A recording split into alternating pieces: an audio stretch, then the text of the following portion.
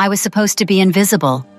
After being exiled for a power my pack feared, I chose a life of silence in the shadows. But peace died the moment I found a dying werewolf pup bleeding out under my bed. I knew using my forbidden healing light would act like a flare in the dark, signaling my location to everyone I was hiding from. I saved him anyway. 3 hours later, my front door didn't just open. It exploded. The Alpha King stood in the wreckage, his eyes burning with lethal intent as he snarled the words that turned me from a healer into a thief. "You stole my brother's son." I broke my vow of silence and risked my life to save a dying pup. Is a simple click too much to ask in return? Like and subscribe now so my light doesn't fade into the shadows forever. Let's continue. Chapter 1. The Forbidden Light. Yet the cottage still smelled of strangers. Smoke from the hearth clung to the rafters, battling with the sharp tang of fresh-cut pine and damp earth still clinging to my boots. Wind sighed against the shutters like a restless spirit, testing the hooks, searching for a way in. It matched the way my thoughts scraped against the hollow places inside my chest. Exile. The word echoed in my mind as I moved through the single room, touching each rough-hewn surface as if claiming it might make it feel less like a cage. A narrow bed pressed against the far wall, a small table, 2 stools, shelves lined with herbs I had brought in a bundle tied to my back.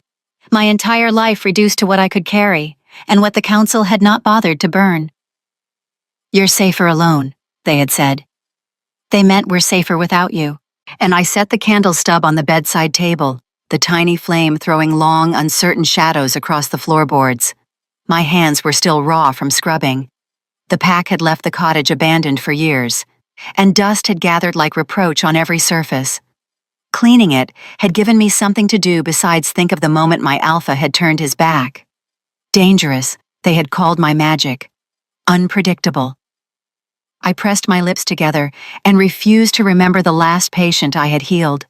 The way my light had flared brighter than ever before. The way fear had filled the room faster than gratitude. I had promised myself that night in the council hall that I would never call the light again. If they wanted me gone, then I would bury the gift that frightened them. I would live quietly, harmlessly, forgotten. The bed creaked when I sat, tired muscles protesting as I unlaced my boots. My fingers fumbled, clumsy with exhaustion. The candle threw a small pool of gold against the quilt, and for a moment, I let myself imagine that this cottage could become a kind of peace. No accusing eyes, no whispers behind my back. Just the trees, the wind, and me. I shifted, reaching for the wool blanket folded at the foot of the bed. It slipped from my grasp, tumbling to the floor and disappearing into the dark gap beneath the frame. "Of course," I muttered. With a sigh, I slid off the mattress, the floorboards cold against my knees. The candle's flame bent as I lifted it, stretching toward the emptiness under the bed. Shadows crowded close, thick as ink. I lowered my head and peered into the darkness. 2 dull, amber sparks stared back. My breath snagged. For a heartbeat, I thought some fragment of my magic had escaped, pooling there like molten gold. Then the shape around the eyes resolved. A small muzzle, a black nose, dry and cracked, gray and white fur, clumped and darkened with blood and dirt. Tiny paws tucked under a trembling body. A pup, a werewolf pup, no more than a few moons old, crammed beneath my bed as if the wooden frame could shield it from the entire world. The candle shook in my hand. Wax sloshed down the side, burning my fingers before I remembered to move it back a little. The pup flinched at the shift of light, a frail whimper escaping its throat. Its sides rose and fell in shallow, ragged jerks, each breath a battle it was losing. "What are you doing here?" My voice came out as a hoarse whisper. No answer, of course, only another weak sound, so small it barely disturbed the heavy air.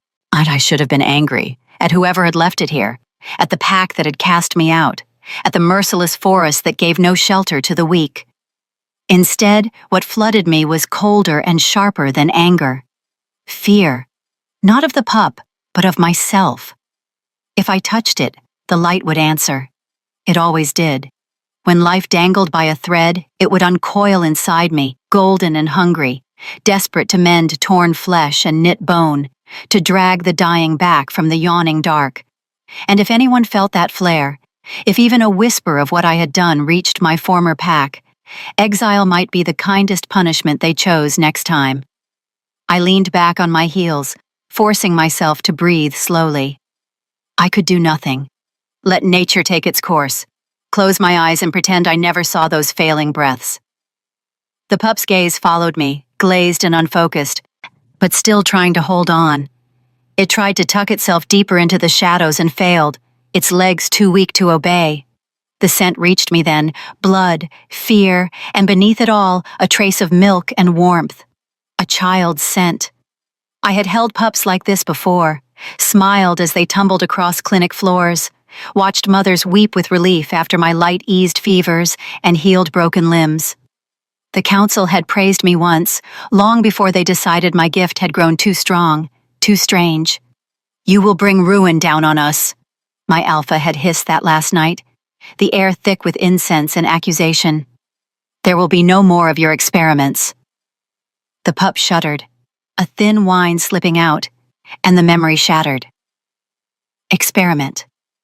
That was what they had called it when I reached deeper than any healer before me and pulled an elder back from the brink. And when my light had exploded bright enough to blind those watching, they had not seen the miracle, only the risk. "Breathe," I whispered, not sure if I spoke to the pup or to myself. Its chest hitched, stilled, hitched again, weaker. My choice narrowed to a blade's edge. If I turned away now, no one would know. A lone healer in an abandoned cottage, living out her exile in silence. No one would come asking about a pup that died quietly in the night. I could wrap its little body in a blanket, bury it beneath the pines, and convince myself I had done all I could. But that was a lie, and I had told myself enough of those to last a lifetime. The truth pressed hot behind my eyes as I crawled closer, heedless of the dust grinding into my skirts. The pup tried to recoil and could not. Its eyes fluttered shut, then dragged open again with effort, as if some stubborn piece of its spirit refused to surrender. "I know," I whispered. "I know it hurts." My hand hovered in the air, inches from its matted fur. The light stirred, sensing need, tasting it. Heat curled in my chest like a waking creature, stretching, testing the bars of the cage I had built inside myself. "No," I breathed, but my protest was thin. I thought of the council's faces, pale and hard under torchlight. Of the way my alpha's voice had cracked, not with pity, but fear, when he pronounced my sentence. Of the pack turning away as I walked between them, carrying my tattered satchel and nothing else. Then I looked at the pup. Its breaths were no longer jerks. They were pauses, with effort in between, each one slower than the last. The fragile line that tethered it to this world was fraying. I could walk away, or I could be the person I had always been before fear twisted my reflection. My fingers closed the last of the distance. The moment my skin brushed its fur, the light broke free. It surged up my arm in a rush of heat, burning and sweet like sunlight after endless winter. My vision blurred at the edges as the cottage fell away. There was only the pup and the dark knot of pain binding its little body. I pressed my palm more firmly against its side, leaning into the connection. "Stay with me," I murmured. "Please." Golden brightness flooded from my chest, down my arm, into the pup. I felt torn flesh knitting, ribs realigning, bruised lungs drawing in air more smoothly. Bones sang under my touch, vibrating with the echo of life returning. The effort ripped through me like a storm, tugging at every thread of strength I had left. And memories flickered in the light, not mine, but the pup's. A larger shape snarling above it, cold mud, running feet, a desperate scramble into the nearest shelter. My cottage, driven by instincts that didn't yet understand words like alpha or enemy, only pain and the need to hide. "Safe," I whispered, though my voice shook. "You're safe." The world narrowed further, edges dimming. My heart hammered once, twice, then slowed as the light demanded more. I gave it freely, pouring grief, anger, and all the love I had tried so hard to bury into that tiny, trembling frame. Tears slid down my cheeks, falling onto the floorboards in silent drops. "Just a little more," I begged. Then, beneath my hand, something changed. The frantic flutter of the pup's heartbeat steadied, its breathing deepened, each inhale smoother, less fragile. A warmth spread under my palm, pushing back the chill that had clung to its skin. The tight knot of pain loosened, dissolving into warmth and exhausted relief. The light, satisfied, began to recede, curling back into the hollow behind my ribs. I let it go with a shuddering exhale, every muscle trembling. The cottage came back into focus. The low ceiling, the crackle of the fire, the guttering candle now just a stub of wax. I sagged onto my side, breath sawing in and out of my chest. The world tilted, then steadied. For a moment, all I could do was lie there on the floorboards, listening. The pup was breathing. Not the ragged gasps from before, but slow, even breaths. I pushed myself up on shaking elbows and drew it gently out from under the bed. It was lighter than it had any right to be. Fresh pink scars traced its flank, where open wounds had been moments before. Its eyes were closed now, lashes resting peacefully against its fur. It made a soft sound as I cradled it against my chest. Not a whimper, but a sigh. Trust given without question. My own heart clenched. "Your trouble already?" I murmured, sinking back until my shoulders pressed against the side of the bed. "You know that, little one?" It didn't answer, of course. It only nestled closer, nose burrowing into the crook of my arm, as if I had always been safe, always been home. Exhaustion rolled over me in heavy waves. My limbs felt made of wet sand. The healing had taken more than I had to give, scraping my reserves down to nothing. I should have lifted us both onto the mattress. Oh, I should have thought of what would happen when dawn came and someone, anyone, realized I had broken my vow.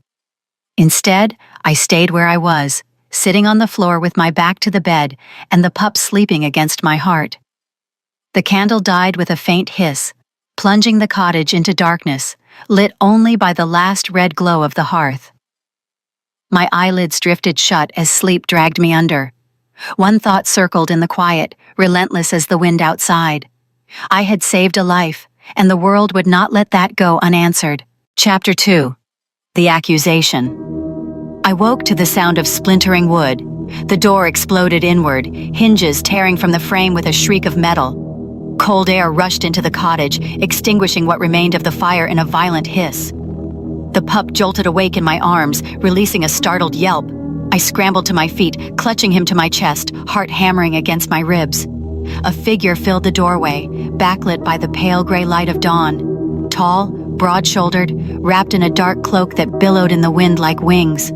Power rolled off him in waves, thick, suffocating, the kind of dominance that made lesser wolves drop to their knees without a word spoken. Magic crackled around his fists, silver-white and cold as winter starlight. He stepped inside, and I got my first clear look at his face. Sharp cheekbones, a strong jaw shadowed with stubble, dark hair falling across his forehead, damp from the morning mist. But it was his eyes that stopped my breath, gray as storm clouds, and currently burning with rage. "You," he snarled, the single word carrying enough venom to poison the air between us. I took an instinctive step back, nearly tripping over the overturned stool. "Who? Don't!" The command cracked like a whip. He raised one hand, and invisible force slammed into me, pinning my back against the wall. The impact knocked the breath from my lungs.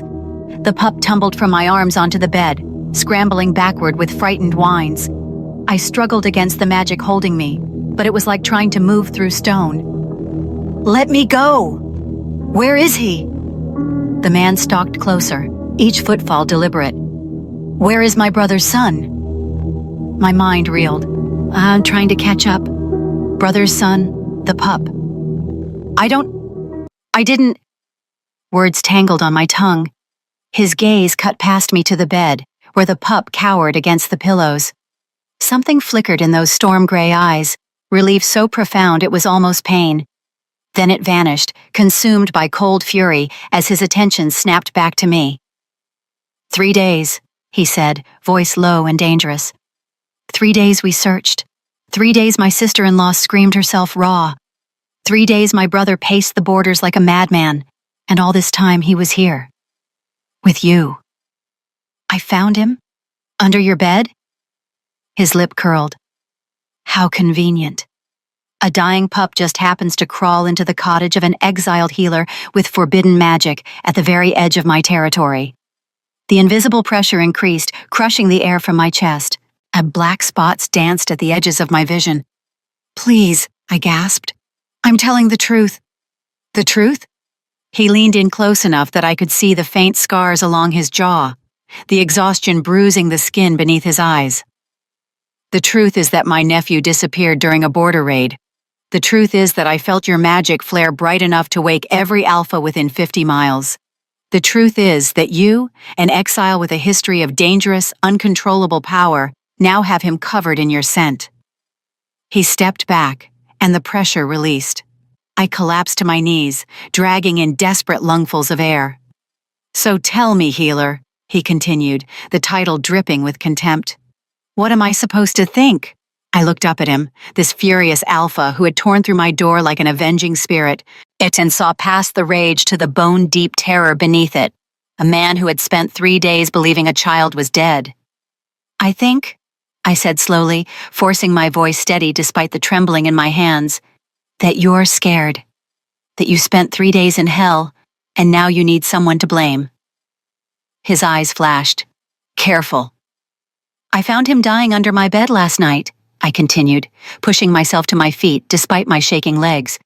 I don't know how he got there. I don't know who hurt him or why, but he was bleeding out, and my voice caught. I couldn't let him die. So yes, I used my magic, and yes, it flared because I poured everything I had into saving him. How noble. The words were acid. And I'm simply supposed to believe that? Believe what you want. Anger kindled in my chest, burning away the last of my fear. Yeah, but that pup is alive because of me. If I'd wanted to harm him, he'd be dead already. If I'd wanted to ransom him, I'd have sent word. Instead, I spent the night on the floor holding him while he slept, and I woke up to you destroying my home. For a moment, silence stretched between us, broken only by the pup's anxious panting. The man's jaw worked. If you're lying, I'm not. I will burn this cottage to ash with you inside it. Then burn it. I lifted my chin. But first, maybe try asking your nephew what happened instead of threatening the woman who saved his life. His eyes narrowed dangerously. Then, without breaking eye contact, he turned his head slightly toward the bed. Nathan. The pup, Nathan, whined softly. Come here. Nathan didn't move. He pressed himself harder against the pillows, small body trembling. The man's expression cracked, just for a heartbeat.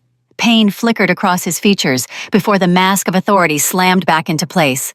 Nathan! Now! Another whine, higher this time. Frightened. He's scared, I said quietly. He's confused, the man snapped. Your scent is all over him. You've tampered with his bond recognition. I healed him. Of course my magic left an imprint. I took a careful step toward the bed, moving slowly so as not to startle the pup. Nathan? It's all right. He's not going to hurt you. Nathan's amber eyes fixed on me. His tail gave a tentative wag. I knelt beside the bed, extending my hand.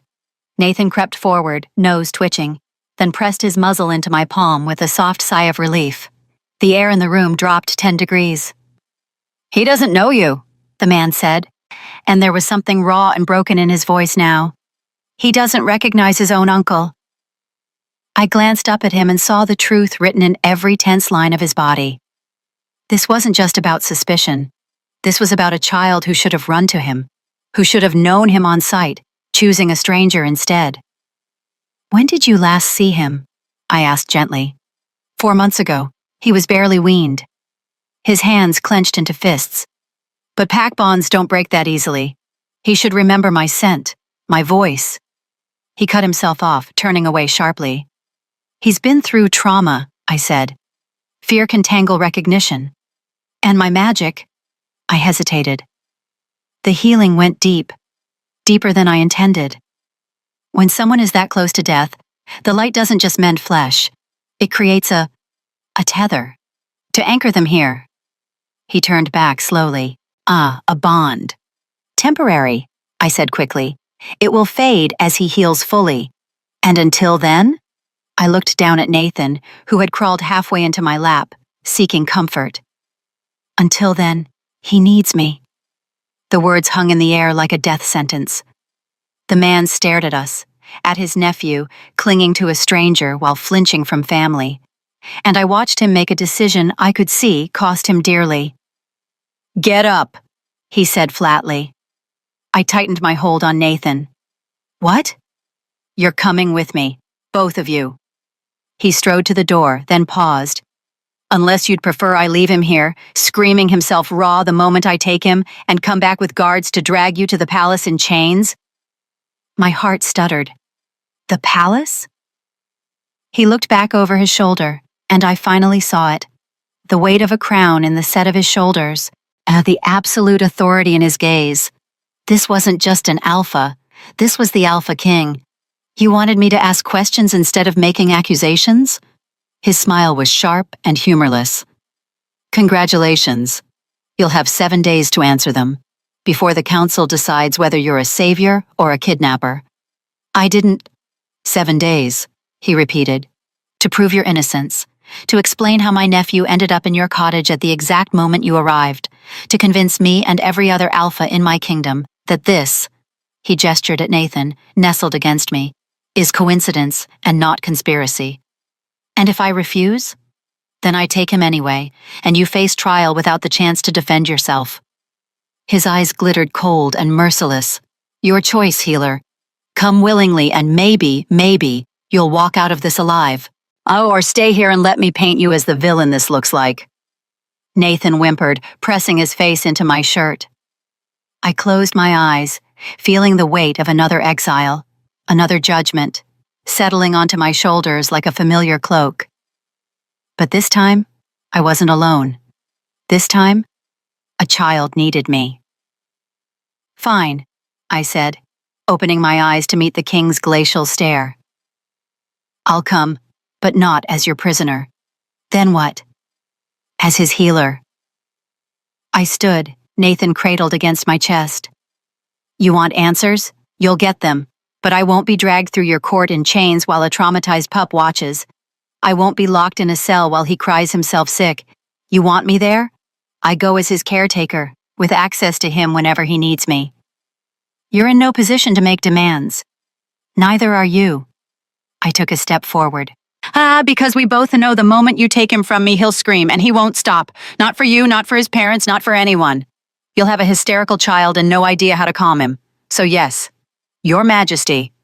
I let the title drip with the same contempt he'd used on Healer.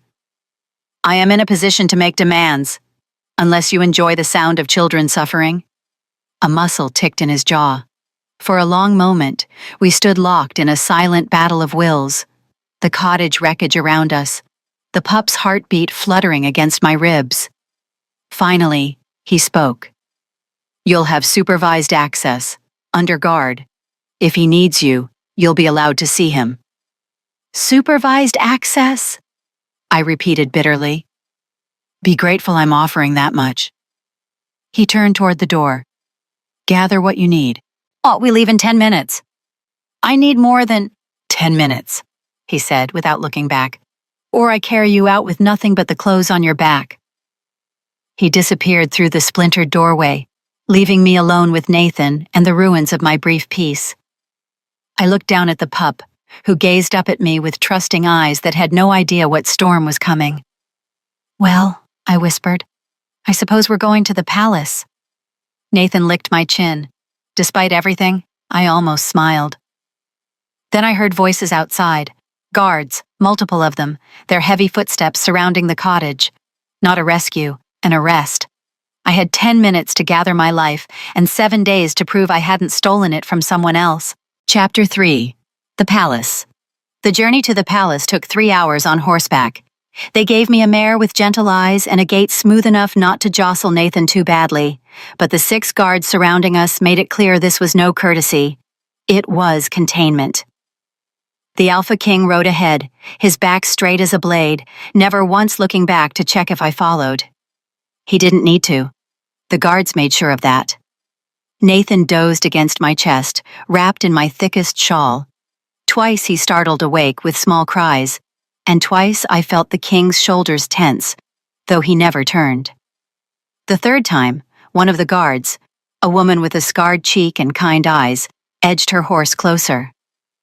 "May I?" She gestured to a water skin. I nodded, too parched to refuse kindness even from my jailers. She handed it over, and then studied Nathan with a softness that didn't match her armor. "My daughter is about his age. In human years, anyway." She paused. "He looks better than I expected." "Better than what?" "Than a pup who was missing for 3 days and found half dead." Her gaze flicked to the king's rigid back, then back to me. "The king thought we were searching for a body by the second night. When your magic flared, he shifted and ran so fast we couldn't keep up. Took us an hour to find him again." I tightened my hold on Nathan. "He thinks I took him." "He thinks someone did." The guard's voice dropped. "The raid wasn't random. They targeted the transport carrying the royal family between territories. Nathan's parents fought off most of the attackers, but in the chaos, he vanished. His mother..." She shook her head. "She hasn't spoken since. No, just stares at the nursery door." My stomach twisted. "Then why waste time accusing me? Why not search for whoever really took him?" "They are searching." The guard glanced ahead again. "But you have to understand, Nathan showing up in your cottage the same night you arrived, covered in your healing magic, that's not coincidence. That's a message." "What kind of message?" "The kind that says someone wanted you framed." She straightened in her saddle. "Or wanted to see what the king would do when he found out an exiled healer saved his nephew. Either way, you're caught in the middle of something bigger than a missing pup." Before I could respond, the king's voice cut through the morning air. "Enough talking." The guard fell back without another word, leaving me alone with my spiraling thoughts. Someone had wanted Nathan in my cottage. Someone had wanted this exact scenario. The king's fury, my arrest, a kingdom watching to see if their ruler would choose justice or vengeance. But who? And why? Nathan stirred, nuzzling deeper into my cloak with a contented sigh that felt at odds with everything crumbling around us. I looked down at his sleeping face and felt the bond hum gently between us. That golden thread my magic had woven when I'd pulled him back from death's edge. Temporary, I'd told the king. But even as I'd said it, I'd known I was lying. Bonds this deep didn't fade. They transformed. The palace rose from the mist like a fortress carved from the mountain itself. Gray stone walls stretched toward the sky, banners snapping in the wind from towers that seemed to pierce the clouds. Guards lined the battlements, and as we approached the massive iron gates, and I felt the weight of 100 eyes watching our arrival. Whispers started before we even crossed the threshold. "That's her? The exile? She doesn't look dangerous. The king brought her himself. Is that Nathan? Is he alive?" The gates groaned open, revealing a courtyard bustling with activity that ground to an abrupt halt the moment we entered. Servants froze mid-task. Warriors stopped their drills. A messenger dropped the scroll he'd been carrying.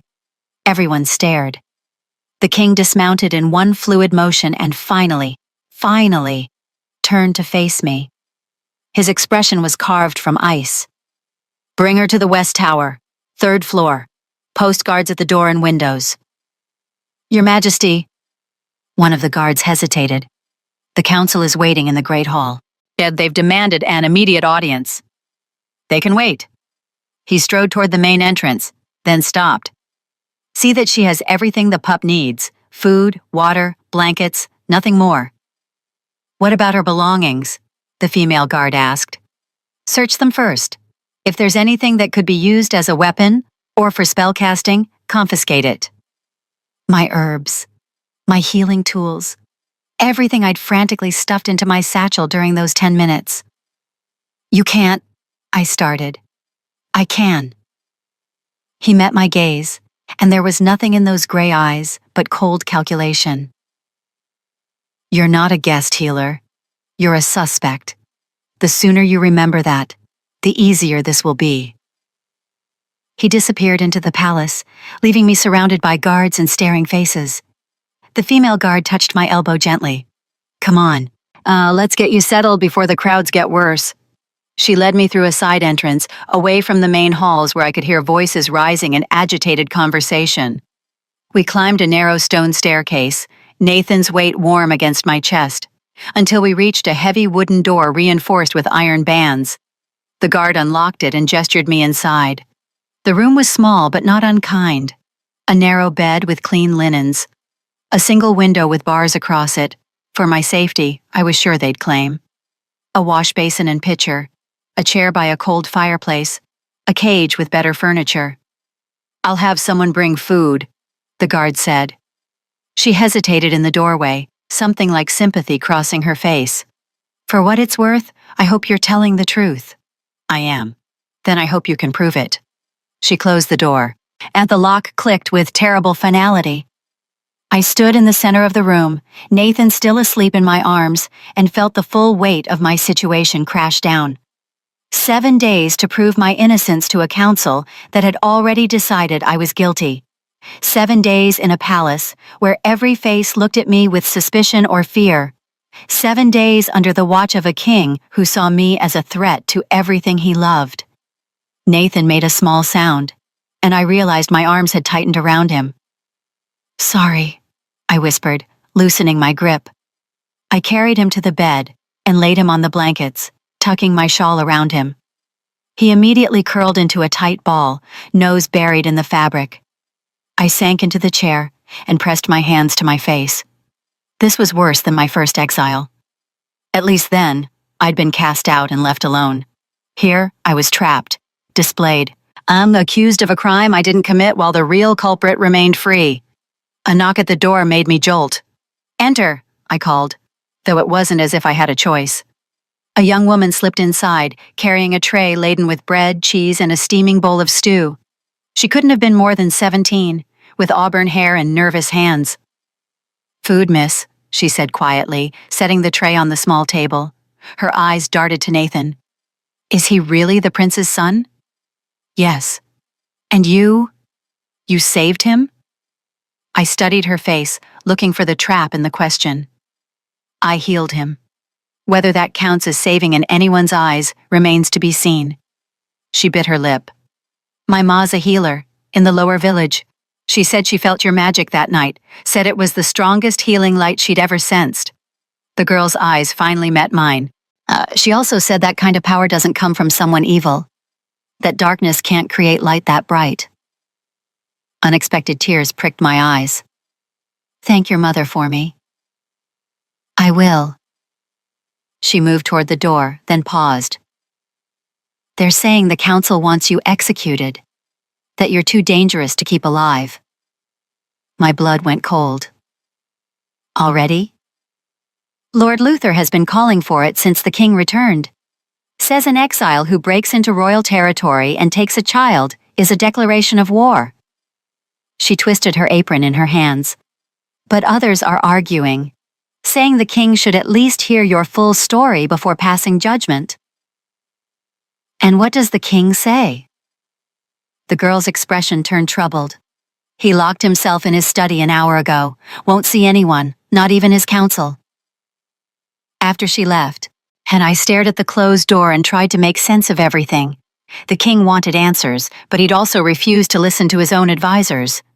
He'd brought me here but locked me away like a criminal. He'd felt his nephew choose me over him, and the wound of that rejection was clearly still bleeding. Nathan whimpered in his sleep, small paws twitching. I moved to the bed and placed my hand on his side, sending a gentle pulse of warmth through the bond. Not healing, just comfort. His breathing eased immediately, and he settled back into peaceful sleep. "What am I going to do with you?" I whispered. The bond hummed in response, that golden thread tightening as if to say, "Don't leave me." "I won't," I promised, "even if it kills me." A commotion in the hallway made me straighten. raised voices, footsteps approaching rapidly. And the door flew open. A woman stood in the threshold, flanked by guards who looked deeply uncomfortable. She was tall, regal, with dark hair pulled back in a severe braid, and eyes the same gray as the king's. Tear tracks stained her cheeks, but her expression was fierce. "Where is he?" she demanded. "Where is my son?" Nathan's mother. I stepped aside wordlessly, gesturing to the bed. She rushed forward with a strangled cry and dropped to her knees beside Nathan. Her hands hovered over him, shaking, as if she was afraid touching him would make him disappear again. "Nathan," she breathed. "Oh gods, Nathan." He stirred at the sound of her voice, eyes blinking open. For a heartbeat, I thought he would recognize her, that the bond between mother and child would override everything else. Then he looked past her, found me standing by the window, and cried out, not in greeting, in distress. He scrambled backward, tangling himself in the blankets, small body trembling as he whined in confusion and fear. His mother froze. "Nathan? Baby, it's me. It's Mama." But Nathan wasn't listening. He was staring at me with desperate, pleading eyes. The bond yanked hard, and I felt his terror as if it were my own. He didn't understand why the stranger was touching him, didn't recognize the scent that should have been safety itself. My healing had done this, had severed something fundamental and replaced it with me. "I'm sorry," I whispered, though I wasn't sure who I was apologizing to. The mother whose child no longer knew her, or the pup I'd saved but broken in the process. Nathan's mother turned to look at me, and the grief in her eyes was devastating. "What did you do to him?" she asked, and her voice cracked on every word. "What did you do to my son?" Chapter 4. The Confrontation. I knelt slowly, making myself small, non-threatening. I saved his life. But the healing, it went deeper than I intended. He's confused right now, disoriented. The bond will fade, and he'll remember you. I promise. "You promise?" Her laugh was sharp, brittle. "You're an exile, a stranger, and my son looks at you like you're his whole world while I—" Her voice broke. "Well, I'm nothing to him." Nathan continued to whine, pressing himself against the headboard, eyes locked on me with increasing panic. The bond pulled tighter, an insistent tug that made my chest ache. He needed me to come closer, to make the fear stop, and every second I stayed away was agony for us both. But moving toward him now would only twist the knife deeper into his mother's heart. "Please," I said quietly, "step back, just for a moment. He'll let me calm him and then—" "Let you?" Her eyes flashed. "You've already taken everything, his recognition, his trust, his first moments of safety after 3 days of hell. And now you want me to step aside in my own son's presence?" "Sean," one of the guards moved forward cautiously. "Don't." She stood abruptly, hands clenched into fists at her sides. "Everyone keeps telling me to be patient, to understand, to wait. But he's my son, mine. I carried him. I brought him into this world. I taught him his first shift. And now—" She looked at Nathan, who had started to shake, small whimpers rising in pitch. "Now he doesn't even know me." The grief in her voice was a living thing, raw and bleeding. "I know," I whispered, "and I'm sorry. If I could undo it. But you can't." She wiped roughly at her eyes. "Can you?" "No." The admission felt like swallowing glass. The bond formed when I pulled him back. It's tied to survival instinct now. Breaking it too quickly could hurt him. "So what? I'm supposed to just accept this? Accept that some exile with forbidden magic has replaced me? I haven't replaced anyone. Then why is he crying for you and not for me?" Her voice rose, sharp with anguish. "Why does he look at me like I'm a threat?" Nathan's whining escalated into full cries now, his small body curling tighter as fear overwhelmed him. The bond screamed at me to move, to help, to stop his pain. I couldn't bear it anymore. I crossed to the bed in 3 quick strides and gathered Nathan into my arms.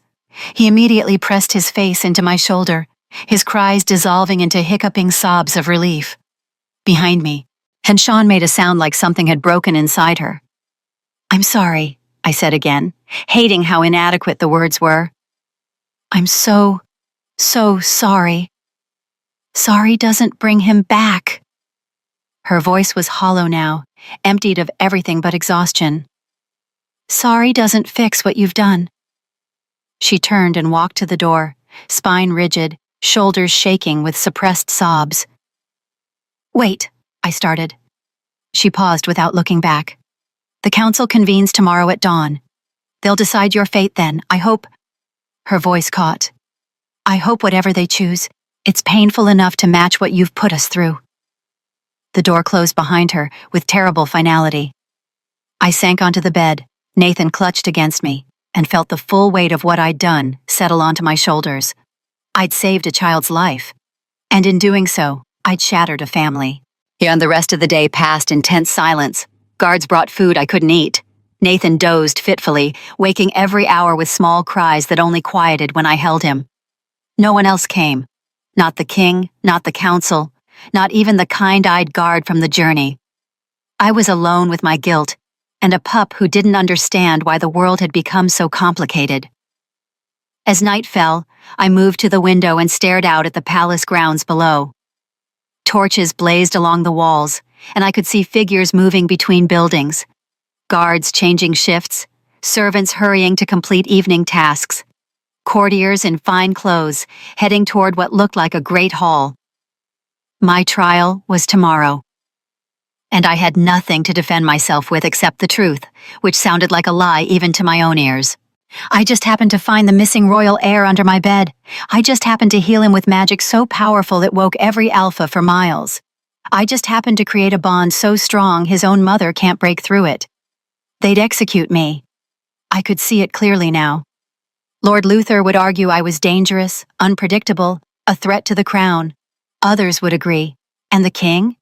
The king would let them, because what else could he do? His nephew rejected him in favor of me. His sister-in-law blamed me for her son's confusion. The evidence, circumstantial as it was, painted me as either a kidnapper or dangerously incompetent. Either way, I was dead. A soft knock interrupted my spiraling thoughts. I turned, expecting another servant with food. Instead, the king stood in the doorway. He'd changed from his travel clothes into simple dark trousers and a white shirt, sleeves rolled to his elbows. Without the armor and cloak, he looked younger, more human. But his eyes were still storm clouds, and the tension in his jaw said he'd come here against his better judgment. Your Majesty? I straightened, but didn't bow. If he wanted me dead, I'd at least face it with my spine straight. He closed the door behind him and stood there, seeming to struggle with what to say. Finally, how is he? Sleeping. For now. His gaze moved to the bed where Nathan was curled into a tight ball, my shawl wrapped around him. Something in the king's expression softened, just for a moment, before hardening again. My sister came to see him. I know, I was here. She says he didn't recognize her. He didn't. The muscle in his jaw ticked. Explain to me how that's possible, how a bond between mother and child can be severed in 3 days. It wasn't severed, I said carefully. It's buried, overshadowed. When I healed him, he was dying. His consciousness was barely tethered to his body. My magic became the anchor that pulled him back, and in those moments, I was the only thing standing between him and death. That kind of imprint. I shook my head. It overrides everything else. So you've said. But you also said it would fade. It will. Gradually. As he grows stronger and the trauma recedes, his original bonds will resurface. How long? I don't know. Weeks, maybe? Months. His hands clenched. Months. I didn't ask for this, I said, frustration bleeding into my voice. I didn't plan it. I didn't want to replace his mother or confuse him or create this mess. I just didn't want him to die. And now my nephew can't bear to be in the same room as his own family. He took a step closer, and I forced myself not to retreat. Do you understand what you've done? Not just to him, but to everyone who loves him? Yes. My throat tightened. I see it every time his mother looks at me. Every time you do. Then you see why I can't simply let this go. Why the council is calling for your execution. Fear spiked through me, cold and sharp. And you? What are you calling for? He studied me for a long moment, those gray eyes searching for something I wasn't sure I had. Answers, he said finally. Real ones. Not half-truths or convenient explanations.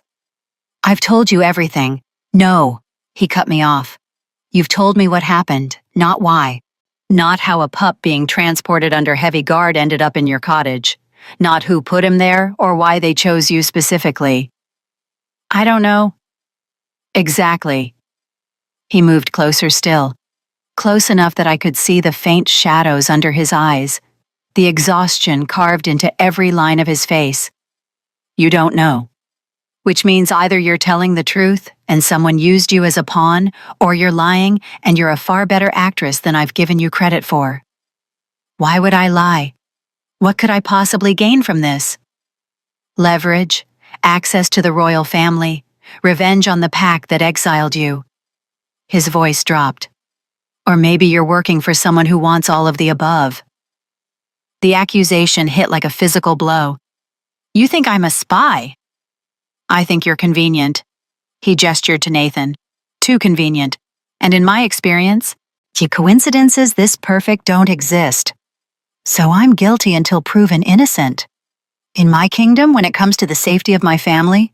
His eyes hardened. Yes. We stood there, locked in a battle of wills, the space between us charged with tension and unspoken challenges. Nathan whimpered in his sleep, and both our heads turned automatically toward the sound. The king's expression cracked, just for a heartbeat. Pain flickered across his features as he watched his nephew curl tighter, seeking comfort from a stranger's scent. I held him when he was born, he said quietly. My brother put him in my arms, and he was so small, so perfect. I promised him then that I'd keep him safe, that no harm would ever come to him while I drew breath. You couldn't have known. I should have. His voice turned rough.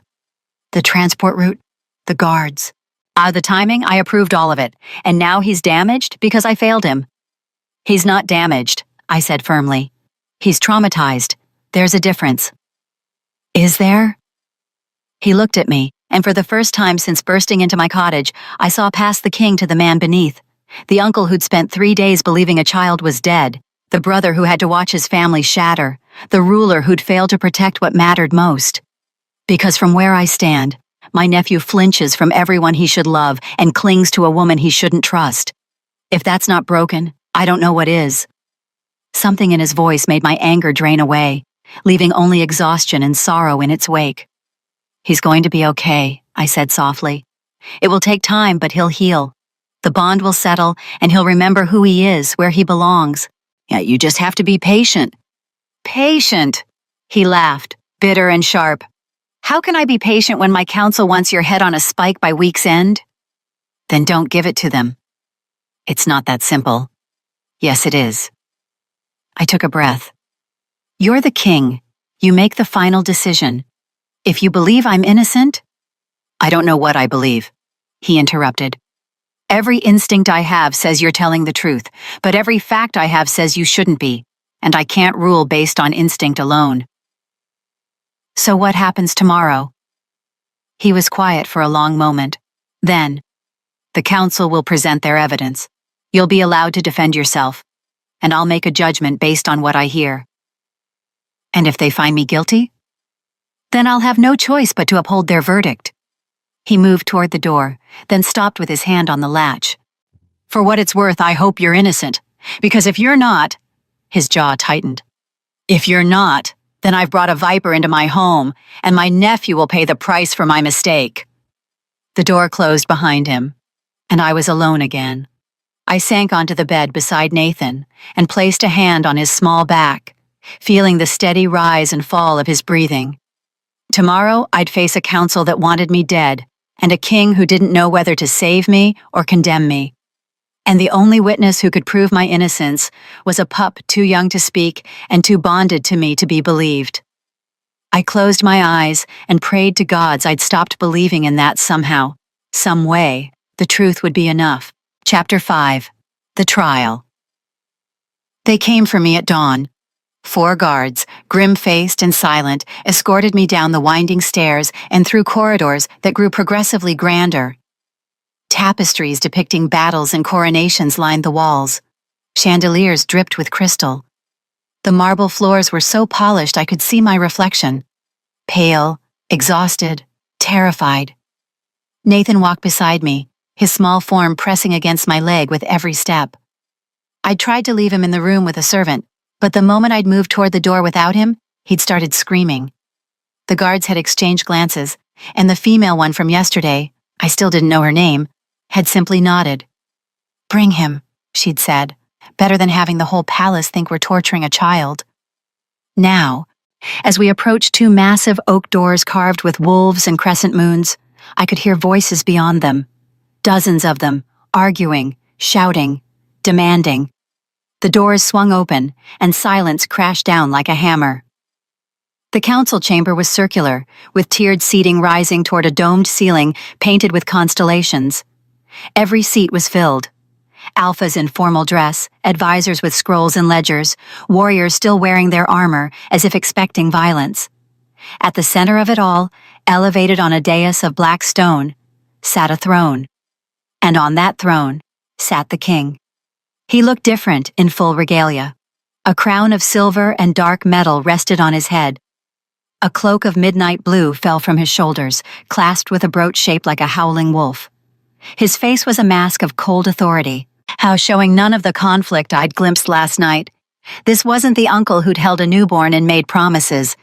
This was the Alpha King, and I was on trial for my life. "Bring the accused forward," a voice rang out.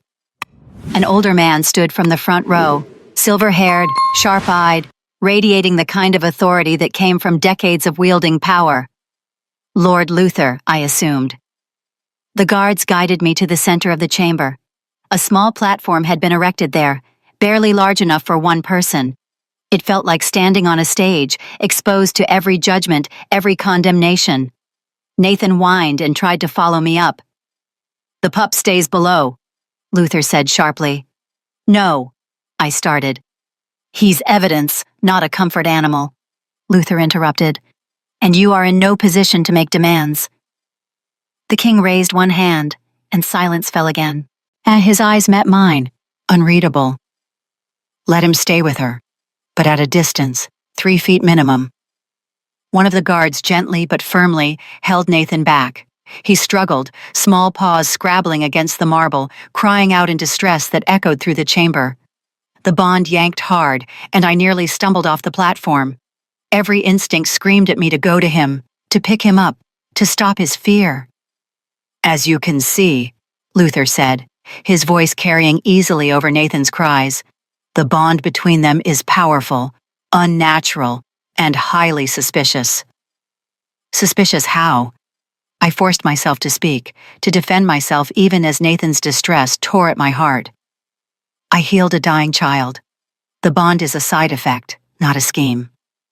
"A convenient side effect?" another council member called out, a woman with iron-gray hair and cold eyes. "One that ensures the heir to a prominent pack can't bear to be separated from you." "I didn't plan it." "So you claim," Luther said. "But let us examine the facts, shall we?" He gestured, and a younger man stepped forward with a scroll. 3 days ago, the royal transport carrying Prince Gregory, his wife Sean, and their son Nathan was attacked at the border of the northern woods. The attack was coordinated, precise. The attackers knew the route, the timing, the guard rotation. Murmurs rippled through the chamber. "During the chaos," Luther continued, "Nathan disappeared. No body was found, no blood, no trace except his scent trail, which vanished at the river's edge." He paused for effect. "That same night, an exiled healer arrived at an abandoned cottage on the very edge of our territory. A cottage that had been empty for years. I was assigned there by my former pack," I said. "I didn't choose the location, and yet, within hours of your arrival, you claim to have found the missing prince under your bed, dying, conveniently requiring your specific powerful magic to survive." Luther's smile was sharp. Do you see how this looks? It looks like I was in the wrong place at the wrong time. Or the right place, at exactly the right time, if your goal was to insert yourself into the royal family. That's insane. Is it? The woman with gray hair stood. You were exiled for dangerous magic. Magic your own pack feared and couldn't control. You arrive at our border with nothing, no future, no prospects. Then suddenly, you have the king's nephew bonded to you so tightly he can't function without you. You have access to the palace, to the royal family, to information most would kill for. All because of one convenient healing. My hands clenched into fists. I didn't ask for any of this. I didn't want this bond. I just didn't want him to die. So noble, Luther said, dripping condescension. And yet, you haven't explained how he got into your cottage, who put him there, why your specific cottage in the middle of nowhere was chosen as the drop point for a kidnapped prince. I don't know. You don't know. He turned to address the chamber. She doesn't know. 3 days of testimony and still no answers. Only claims of innocence from someone whose very presence defies logical explanation. Nathan's cries had subsided into broken whimpers, his small body trembling as the guard held him back. The bond thrummed with his fear, his confusion, his desperate need for the one anchor he recognized. I looked at the king, silently begging him to see reason, to remember the man who'd stood in my room last night and admitted he didn't know what to believe. But his face remained impassive, revealing nothing. Perhaps, a new voice spoke up, we should ask what the child remembers. A tall man stood from the third tier, younger than most of the council, with kind eyes and scholar's robes. If Nathan was taken by force, if there was a kidnapper, surely he would react with fear to that person. Yet he shows no fear of the healer, only attachment. Because she's manipulated him, Luther snapped, or because she's the only person who showed him kindness in his darkest moment, the scholar countered. We're so focused on suspicion that we're ignoring the simplest explanation. She's telling the truth. The simplest explanation, the gray-haired woman said coldly, is that she's an opportunist who saw a chance and took it. Arguments erupted across the chamber, some shouting for my execution, others calling for more investigation, still others demanding proof before passing judgment. Through it all, the king sat silent on his throne, watching me with those storm cloud eyes. Finally, he raised his hand again, and the chamber fell quiet. Enough, he said, his voice cutting through the chaos. We will hear from the accused, directly, without interruption. He leaned forward, elbows on his knees, gaze locked on mine. Tell us, healer, in your own words, what happened that night? This was it. My one chance to make them understand. Yet to convince a room full of wolves who already saw me as a threat, that I was just a healer who'd made an impossible choice. I took a breath and began. I arrived at the cottage just before sunset. It was empty, filthy, abandoned. I spent hours cleaning it, trying to make it livable. When night fell, I was exhausted. I got ready for bed, and when I reached for a blanket that had fallen, I saw him. I pointed to Nathan, who had quieted slightly, listening to my voice. He was under the bed, dying, torn open, barely breathing. I don't know how he got there. I don't know who hurt him or why they left him in my cottage specifically. But I knew if I didn't act, he would die. So you used your magic, the king said. Not a question. Yes, I broke my vow. I used the light I'd sworn never to touch again because... My voice cracked. Because I couldn't watch a child die just to keep myself safe from judgment. And the bond? Luther demanded. You claim it was accidental? The healing went deeper than I intended. He was so close to death that my magic had to anchor him to life itself. That's what created the bond. Not manipulation, not planning. Just desperate, messy healing from someone who hadn't used her power in months and poured everything she had into saving a stranger's child. I looked at each face in turn, willing them to hear me. I know how it looks. I know the timing is suspicious, but I'm not a kidnapper. I'm not a spy.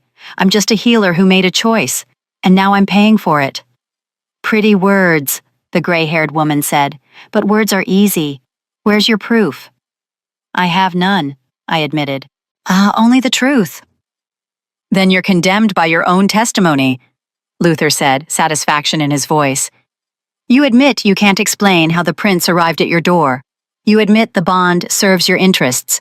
You admit you've inserted yourself into a position of power through suspicious means. The council finds— Wait. The king's voice was quiet, but absolute. Everyone froze. He stood, descending from his throne with slow, deliberate steps. The crowd parted as he walked toward me, until he stood just below the platform, looking up at me with an expression I couldn't read. You said you broke your vow, he said. That you swore never to use your magic again. Why? I swallowed hard. Because my pack was afraid of what I could do. They exiled me to protect themselves from power they didn't understand. And yet, the moment you found a dying pup, you used that same power, knowing it would expose you, knowing it could bring consequences worse than exile. His eyes narrowed. Why? Because— The words stuck in my throat. Because it was the right thing to do. The right thing, he repeated. Even though it cost you everything. Yes. He studied me for a long moment. Then, to everyone's shock, he turned to Nathan. Come here, nephew. The guard released Nathan immediately. The pup stumbled forward, then stopped halfway between me and the king, looking confused. Nathan, the king said gently, kneeling down to his level. Do you know who I am? Nathan's ears flattened. He took a step back. Pain flashed across the king's face, but he didn't move. It's all right, you're safe. I just want to ask you something. He pointed to me. Do you trust her? Nathan's head swiveled to look at me. His tail wagged once, hesitant but sure. And do you feel safe with her? Another wag, more certain this time. The king's jaw tightened. Then he pointed to himself. Do you trust me? Nathan hesitated, whined softly, took another step back. The chamber was silent enough to hear a pin drop. The king stood, and when he looked at me again, something had shifted in his eyes. A child who's been kidnapped doesn't trust their kidnapper. They fear them, hate them, recoil from them. His voice grew stronger. But Nathan doesn't fear you. He seeks you out, finds safety in you. That's not the behavior of a victim, it's the behavior of someone who's been saved.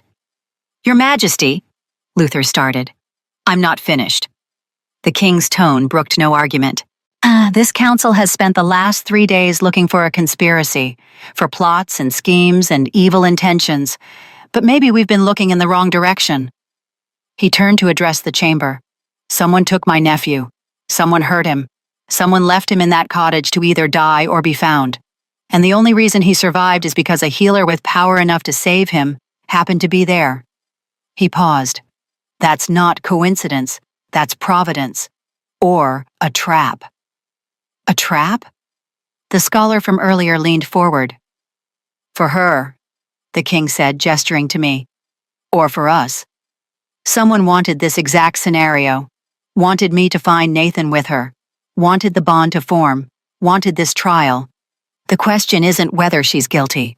The question is, who set this in motion and why? Silence fell, heavy and thoughtful.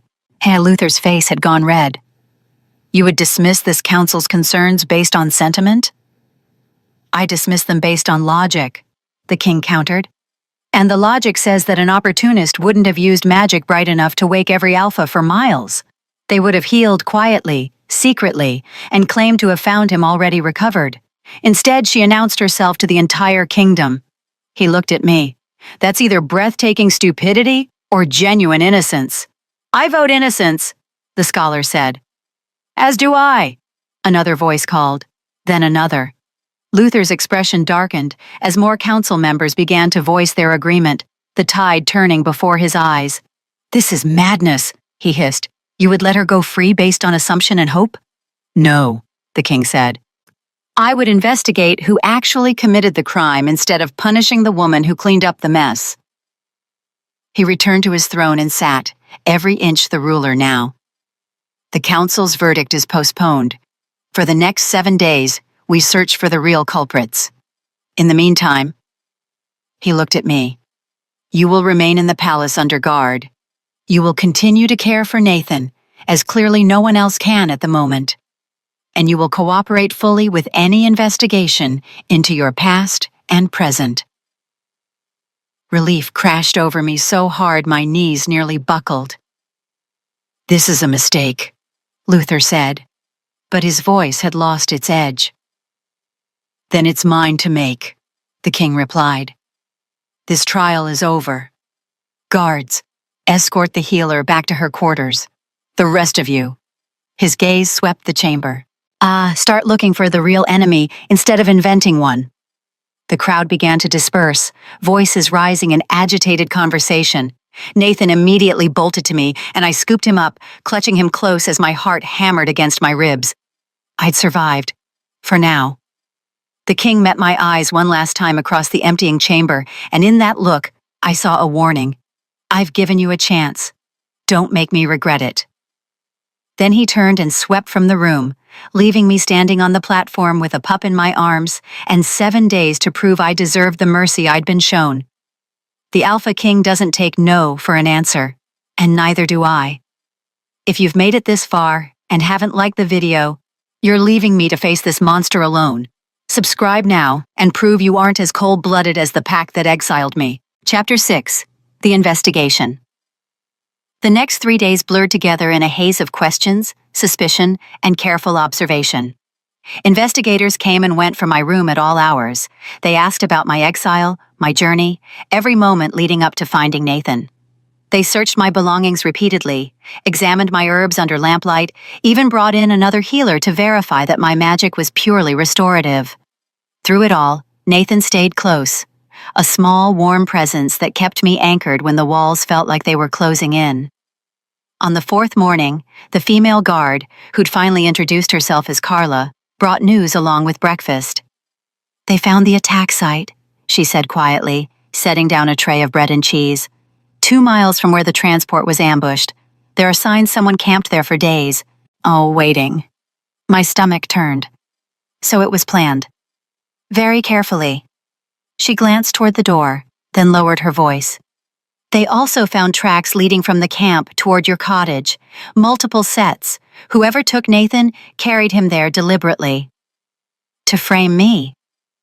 Or to ensure he'd be found by someone with power enough to save him. Carla's expression was grim. Either way, you were part of someone's plan. The question is whose? Before I could respond, heavy footsteps sounded in the corridor. The door opened, and the king entered, flanked by 2 men I didn't recognize. He looked like he hadn't slept in days. His hair was disheveled, dark circles shadowed his eyes, and there was a tension in his shoulders that spoke of too much weight carried for too long. Leave us, he said to Carla and the other guards. They filed out, and suddenly I was alone with the king and his companions. Nathan, who'd been dozing on the bed, lifted his head and gave a small, tentative wag of his tail. The king's expression softened for just a moment before hardening again. This is Raymond, he said, gesturing to a tall man with graying temples and sharp eyes. My lead investigator, and this is Gregory, Nathan's father. My breath caught. Gregory looked like a man carved from grief. His face was gaunt, his eyes hollow. He stared at his son with a hunger that was painful to witness. Nathan, he whispered. Nathan's ears flattened. He pressed himself against my side, trembling. Gregory flinched as if struck, but he didn't move closer. I understand, he said hoarsely. I needed to see him, to know he's really alive. He's alive, I said softly. And he's getting stronger every day. Because of you. Gregory's gaze finally met mine. My brother told me what you did, how you saved him when... His voice cracked. When we thought he was already dead. I only did what anyone would have... No. He shook his head firmly. Anyone else would have been too late, or too afraid, or too careful. You gave everything you had. Sean told me. He swallowed hard. She told me you nearly died pulling him back. I didn't deny it. The healing had scraped me hollow, left me unconscious for hours. If Nathan had been any closer to death, we both might have slipped away.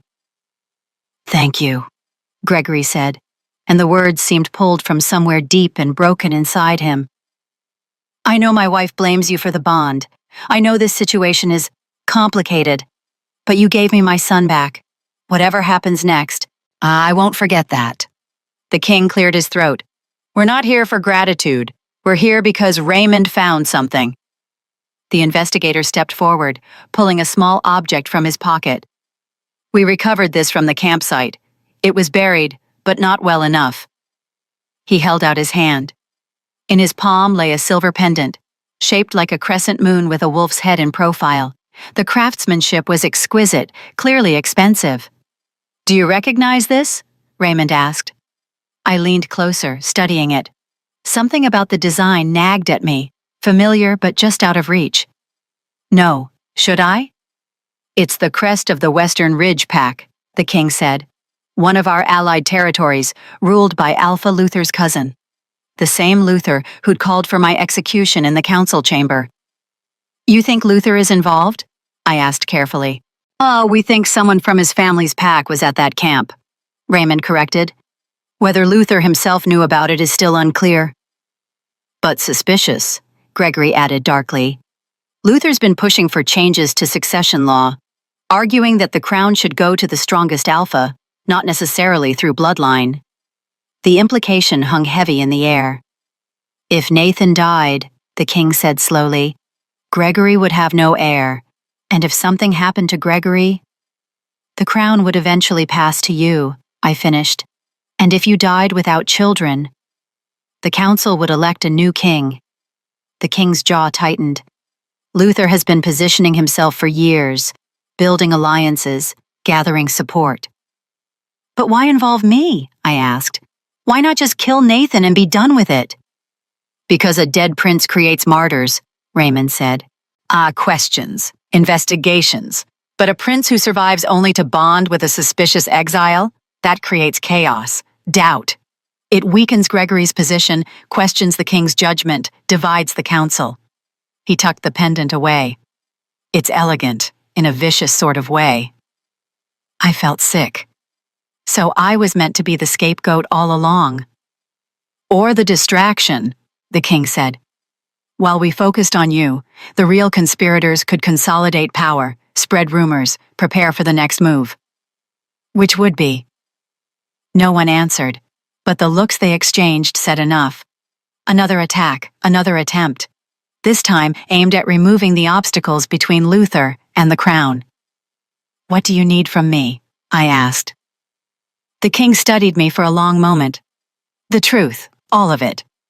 Is there any connection between you and Luther's family? Any contact before you arrived here? None. I'd never even heard of the Western Ridge Pack until today. Your exile. Could it have been orchestrated? A way to position you at the border at exactly the right time? I thought back to that final council session, my alpha's hard eyes, the rushed judgment. I don't think so. The fear was real. They genuinely believed I was dangerous. But someone could have exploited that, Raymond said. Used your exile as an opportunity, found out where you were being sent, arranged for Nathan to be placed there. That would require insider knowledge, Gregory said, of both packs. Luther travels frequently, the king replied. His cousin even more so. They have connections throughout the territories. A knock at the door interrupted them. Carla entered, her face pale. Your Majesty, there's been another incident. The temperature in the room dropped. What kind of incident? The king demanded. The investigative team sent to Western Ridge. They were ambushed on the road, 3 dead, 2 injured, the rest barely escaped. Gregory swore viciously, the king's hands clenched into fists. That's an act of war, Raymond said quietly. Or a desperate attempt to hide evidence, the king countered. He turned to Carla. Send word to all border patrols. No one from Western Ridge crosses into our territory without direct approval from me. And get me Luther. Now. He's gone, Your Majesty. Left the palace last night, claiming urgent business at home. The king's expression turned glacial. How convenient. He spun toward the door, Gregory and Raymond following, but paused at the threshold. Carla, double the guard on this room, and no one gets in or out without my explicit permission. You think they'll come for me? I asked. I think you're a loose end they can't afford. His eyes met mine, and I saw genuine concern beneath the cold authority. If Luther is behind this, he needs you discredited or dead before you can testify. Stay in this room. Don't trust anyone except Carla and the guards I personally assign. And Nathan? Keep him close. If they want to tie up loose ends, he's the biggest one of all. Then he was gone, leaving me alone with Carla and a terror that felt too large for the small room to contain. We'll keep you safe, Carla said, but her hand rested on her sword hilt. I gathered Nathan into my lap, feeling his small heart beating against my chest. The bond hummed with his contentment, blissfully unaware of the storm gathering around us. I hope you're right, I whispered, because somewhere in this palace or beyond its walls, someone was willing to kill to protect their secrets. And I'd just become the one thing standing between them and a crown. The hours crawled by. Carla stationed herself by the door, 2 more guards flanking her. I tried to eat, to sleep, to focus on anything other than the creeping dread settling into my bones. Nathan sensed my fear. He grew restless, pacing the small room, whining at shadows. It's okay, I murmured, stroking his fur. We're safe here. But I didn't believe it, and neither did he. Night fell. The palace grew quiet, but it was the wrong kind of quiet. Tense, expectant, like the held breath before a scream. Carla changed shifts with 2 new guards I didn't recognize, and they introduced themselves, Justin and Alan. But something about their eyes made my skin prickle. Where's Carla going? I asked. Called to an emergency meeting, Justin said smoothly. We'll keep watch until she returns. I wanted to protest, to demand they bring her back. But what grounds did I have? They wore the king's uniform, carried his seal. I retreated to the bed with Nathan, every nerve on edge. An hour passed, then 2. The guards spoke in low voices by the door. I couldn't make out words, but their tone sounded wrong. Too casual, too relaxed for men supposedly guarding a target. Nathan growled softly, hackles rising. I pressed my hand to his back, sending a pulse of calm through the bond even as my own heart raced. Quiet, I breathed. A floorboard creaked outside the door. The guards didn't react. Another creak, closer, and I slid off the bed as silently as I could, moving toward the window. The bars were too narrow to slip through, but if I could break the glass, scream loud enough. The door burst open. Not the king, not Carla. 3 figures in dark clothes, faces covered, blades gleaming in the lamplight. Justin and Alan stepped aside without a word, revealing themselves for what they were. Traitors. No! I grabbed Nathan and ran for the window, but hands seized my arms, yanking me backward. Nathan snarled, shifting mid-leap into his small human form, a boy no more than 3, all fury and flailing fists. Let her go! He screamed, his first words since I'd found him. One of the attackers backhanded him. He crashed into the wall with a sickening thud and went still. Nathan! I struggled violently, but more hands grabbed me, forced me to my knees. Should have stayed exiled, a voice hissed in my ear. Should have let the pup die. A blade pressed against my throat, cold and sharp. This was it. The loose end, cut clean. I closed my eyes and prayed the king would figure out the truth before Luther's conspiracy destroyed everything. The blade bit into my skin. Then the window exploded inward in a shower of glass and silver light, and everything went to hell. Chapter 7. The Rescue.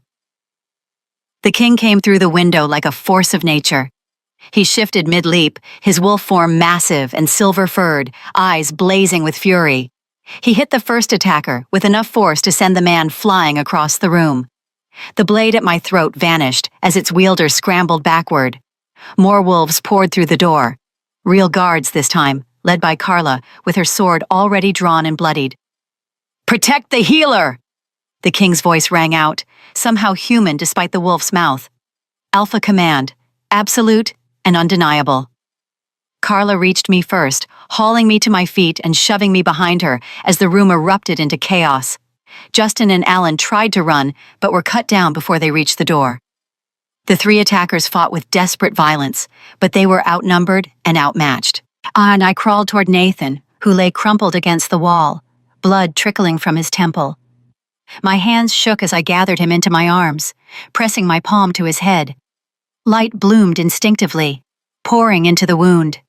Not deep, thank the gods. A concussion, bruising, but nothing broken. The gash sealed beneath my touch, and Nathan's eyes fluttered open. "Mama?" he whimpered, confused and hurting. My heart cracked. The trauma had shaken something loose, brought back fragments of who he'd been before. "It's all right," I whispered, even as blades clashed and snarls filled the air around us. "You're safe now." One of the attackers broke free from the guards and lunged toward us, knife raised. The king intercepted him mid-strike. His jaws closed around the man's arm with a sickening crunch. The attacker screamed, and the king threw him aside like a rag doll before shifting back to human form, standing between us and the remaining threat. He was breathing hard, chest heaving, blood splattered across his bare torso. "Surrender," he growled at the last attacker still standing, "and you might live long enough to stand trial." The man's eyes darted between the king and the door, calculating. Then he lunged, not at the king, but at me. I threw myself over Nathan as the blade descended, but it never landed. The king moved faster than should have been possible, catching the attacker's wrist and twisting until bone snapped. The knife clattered to the floor. With his other hand, the king grabbed the man by the throat and slammed him against the wall hard enough to crack stone. "Who sent you?" he demanded, voice lethal. "Was it Luther?" The attacker spat blood. "Go to hell. You first." The king's grip tightened. "Your Majesty." Raymond appeared in the doorway, taking in the carnage with grim efficiency. "We need him alive for questioning." For a moment, I thought the king wouldn't listen. His hand trembled with the effort of restraint, every line of his body screaming for vengeance. Then he released the attacker, letting him crumple to the floor. "Take him to the dungeons, and get a healer. I want him alive enough to talk." Guards dragged the man away. Others began removing the bodies of Justin and Alan, their betrayal written in the blood pooling beneath them. The king turned to me, and the fury in his eyes softened to concern. "Are you hurt?" "No, but Nathan—" I saw. He knelt beside us, reaching out slowly. Nathan flinched, but didn't pull away. Progress. "Hey, little wolf, you scared me." "Uncle?" Nathan's voice was small, uncertain. The king's breath caught. "Yes, I'm here. You're safe now." Nathan looked between us, his small face scrunched in confusion. "She's safe too?" "Yes." The king's gaze found mine. "She's safe, I promise." Carla approached, her expression stricken. "Your Majesty, I'm so sorry. I was called to the barracks, told there was an emergency. By the time I realized it was a ruse—" "You got back in time," the king said.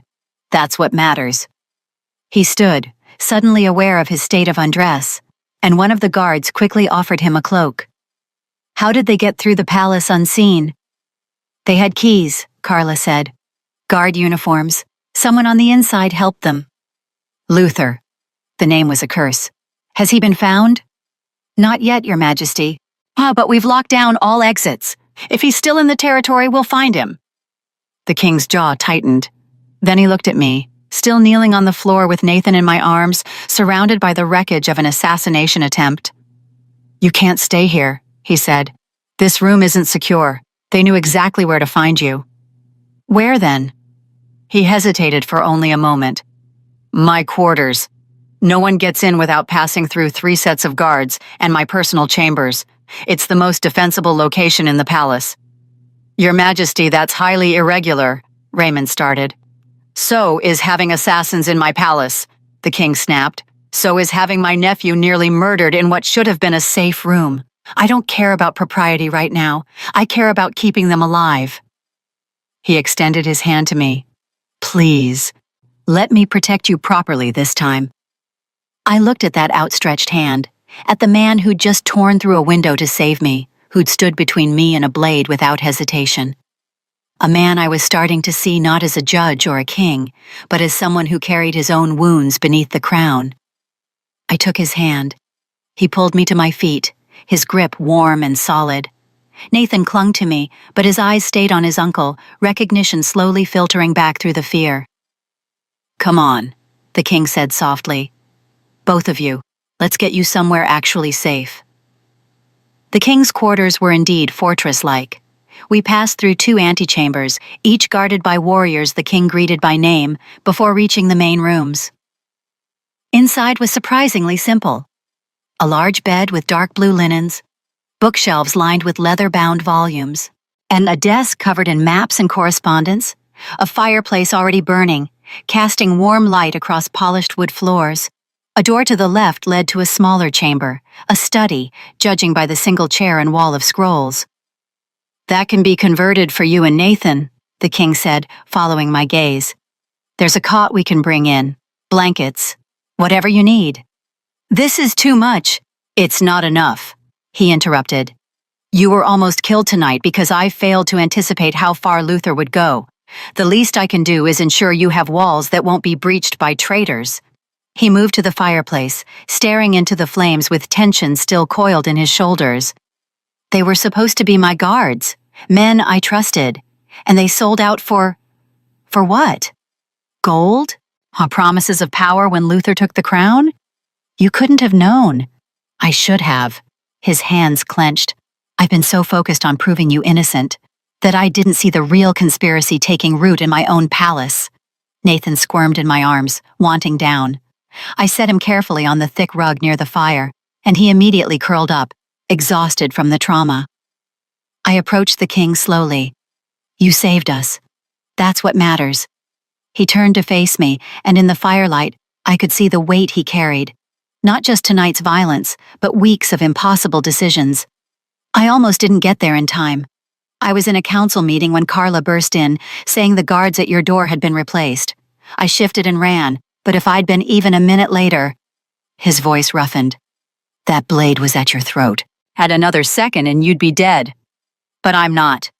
This time." He closed his eyes briefly. "There will be another attempt. Luther won't stop just because this one failed. And next time you'll be ready," I said firmly. "And so will I." His eyes opened, searching mine. "You're not afraid?" "I'm terrified," I admitted. "But I'm also angry. Someone tried to kill a child to gain power.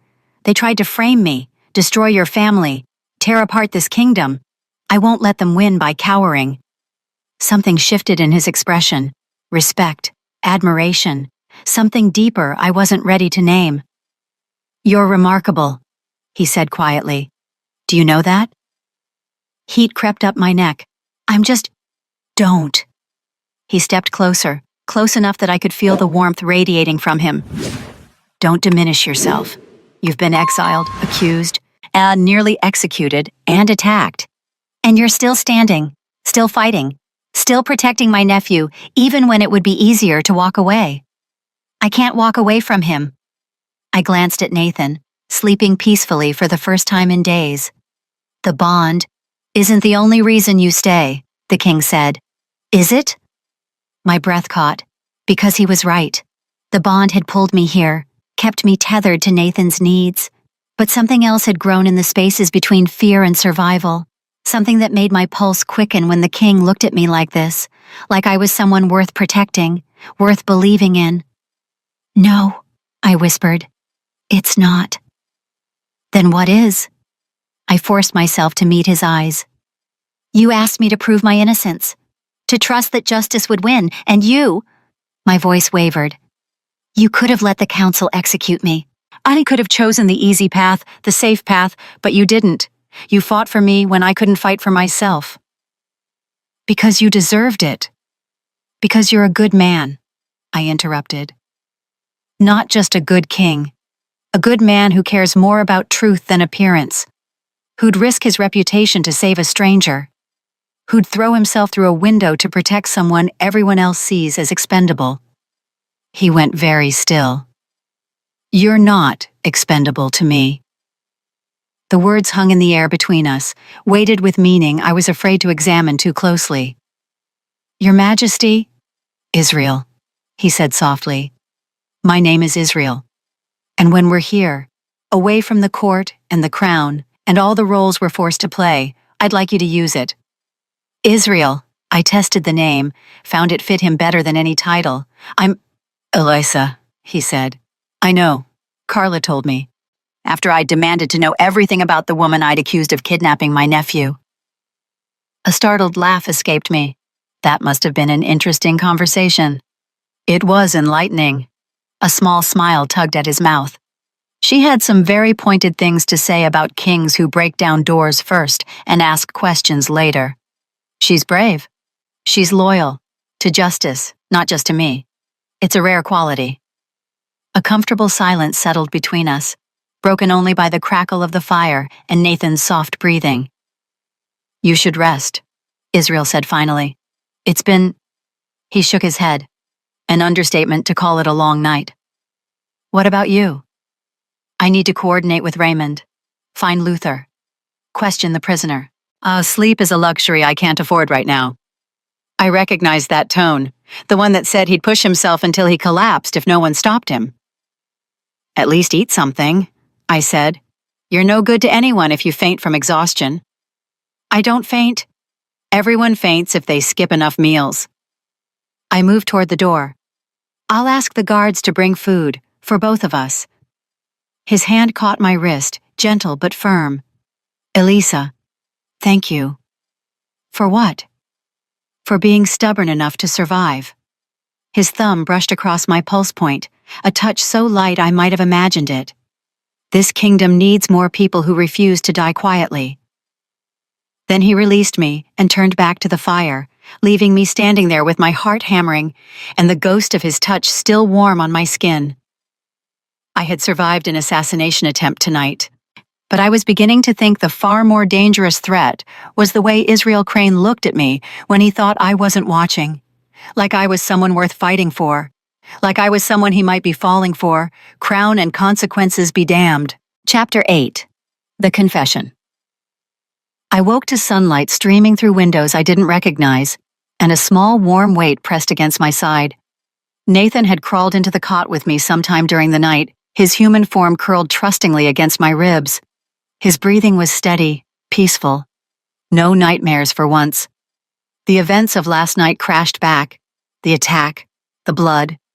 Israel tearing through the window like an avenging spirit. Israel. Not your Majesty, or the king, but Israel. The name felt dangerous on my tongue, too intimate, too real. I eased out of bed carefully, so as not to wake Nathan, and padded barefoot to the door of the small study. Through the crack, I could see into the main chamber. Israel sat at his desk, still wearing the same blood-stained trousers from last night, though someone had brought him a clean shirt. His head was bent over a stack of papers, dark hair falling across his forehead. He looked exhausted, shadows carved deep beneath his eyes. He hadn't slept at all. I pushed the door open. You're supposed to be resting. He glanced up, and something in his expression softened when he saw me. I could say the same to you. I actually slept. You look like you've been awake since... I gestured vaguely at the window, at the memory of shattered glass and silver fur. There's too much to do. He set down his quill. Luther's whereabouts are still unknown. The prisoner refuses to talk. And I have a palace full of guards I can no longer trust. He rubbed his eyes. Sleep felt irresponsible. So does collapsing from exhaustion. I won't... Israel.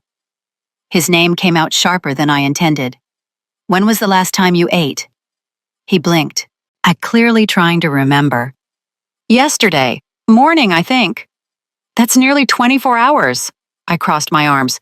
You're going to eat breakfast. Now. I don't care if you're the Alpha King or the God of Wolves himself. You're eating. A surprised laugh escaped him. Are you ordering me around in my own chambers? Someone has to. Your council clearly won't, and your guards are too afraid of you. And you're not? I thought about it. No, not anymore. Something flickered in his eyes. Surprise, pleasure, something warmer. You should be. I broke your door down and accused you of kidnapping. You also saved my life last night. I figure that balances the scales. Does it? He stood, moving around the desk toward me. Because I've been keeping a tally, and I think I'm still in debt. You saved Nathan. I destroyed your peace. You endured a trial. I let assassins into your room. You stayed despite having every reason to run. He stopped close enough that I could see the gold flecks in his gray eyes. I haven't done nearly enough to make up for what I've put you through. You believed me, I said quietly. When it mattered most, you chose to believe me over your counsel's fear. That's worth more than you know. Elisa! A knock at the door interrupted whatever he'd been about to say. Israel's expression shifted instantly, becoming the mask of authority. Enter. Carla stepped in, followed by Raymond. Both looked as exhausted as Israel. Your Majesty, Raymond said. We have news. Luther? Found dead an hour ago in the Western Ridge Territory. Single stab wound to the heart. No witnesses. The room went cold.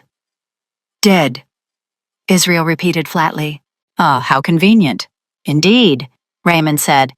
His cousin claims it was an internal matter, that Luther had been embezzling from the pack coffers and was killed by an outraged pack member before anyone could bring him to justice. You don't believe that? I believe, Raymond said carefully, that Luther's cousin is now the sole alpha of Western Ridge, with no one left to contradict his claim to innocence. I believe that dead men can't confess to conspiracies, and I believe we're looking at a very clean cover-up. Israel's hands clenched. The prisoner.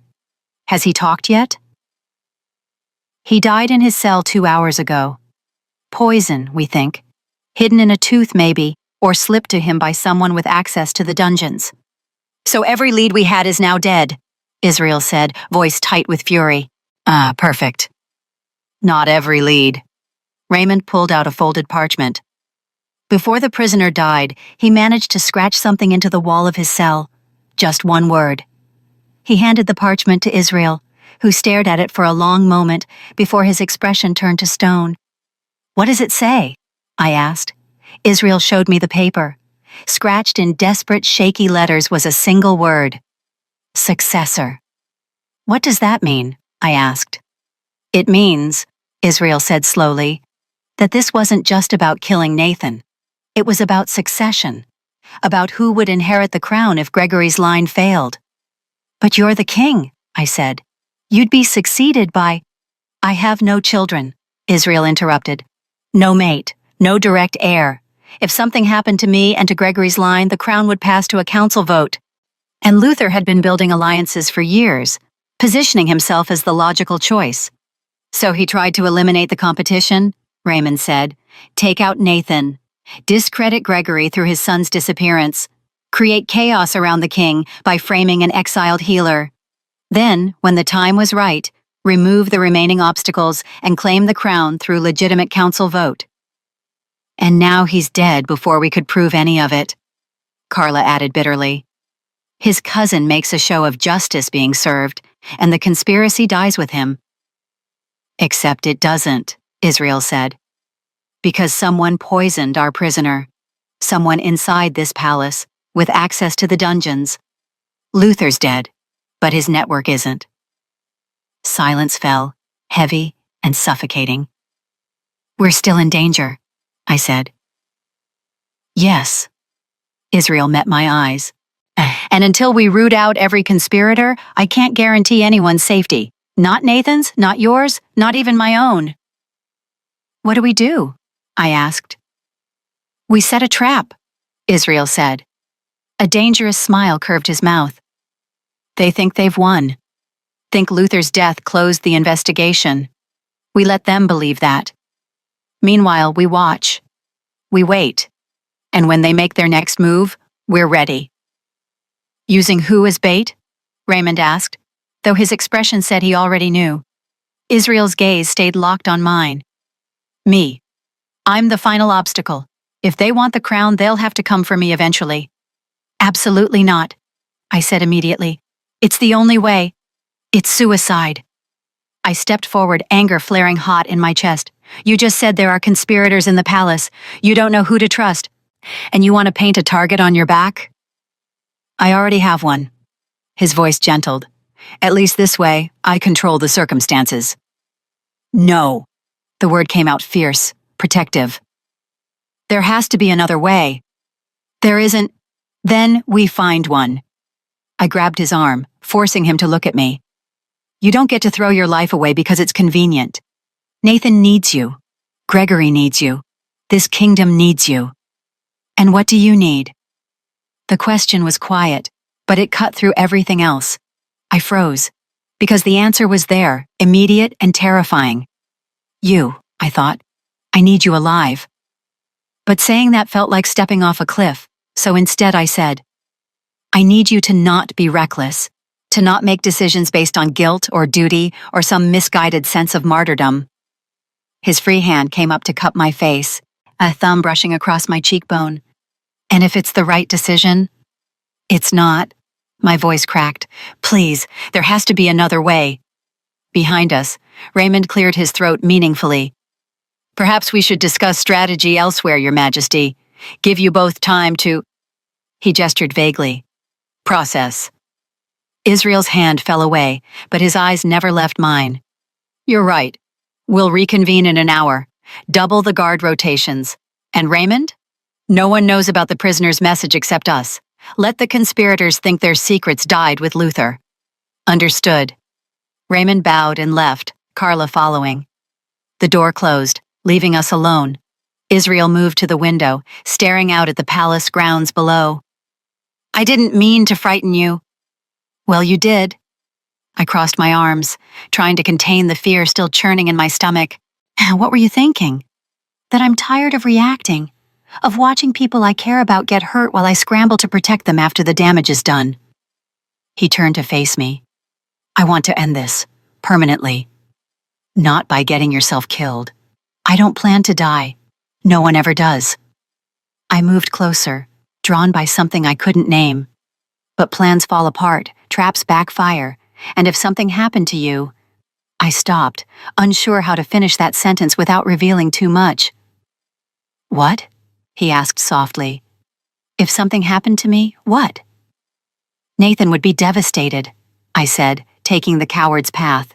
He's starting to remember you, to trust you again. Losing you now would break him. And you? Israel stepped closer, close enough that I could feel the warmth radiating from him. Would it break you? My breath caught. Why do you care? Because somewhere between accusing you of crimes you didn't commit and watching you fight for my nephew's life with everything you had, I started caring what happens to you. His hand came up again, fingers ghosting along my jaw. I care that you were almost killed last night. I care that you're trapped in this palace because of a conspiracy you had nothing to do with. I care that you look at me like I'm not just a king, but a man worth arguing with. Israel. I know it's inappropriate, he continued, voice rough.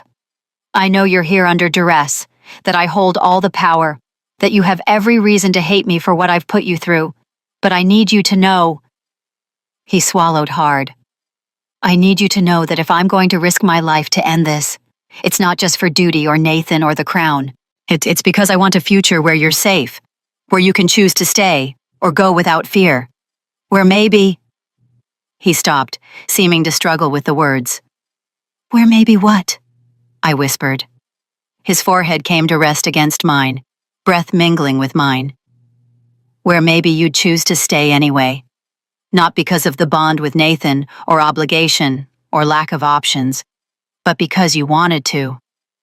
My heart hammered so hard, I was sure he could hear it. Why would I want that? I don't know, he admitted. But I find myself hoping you might.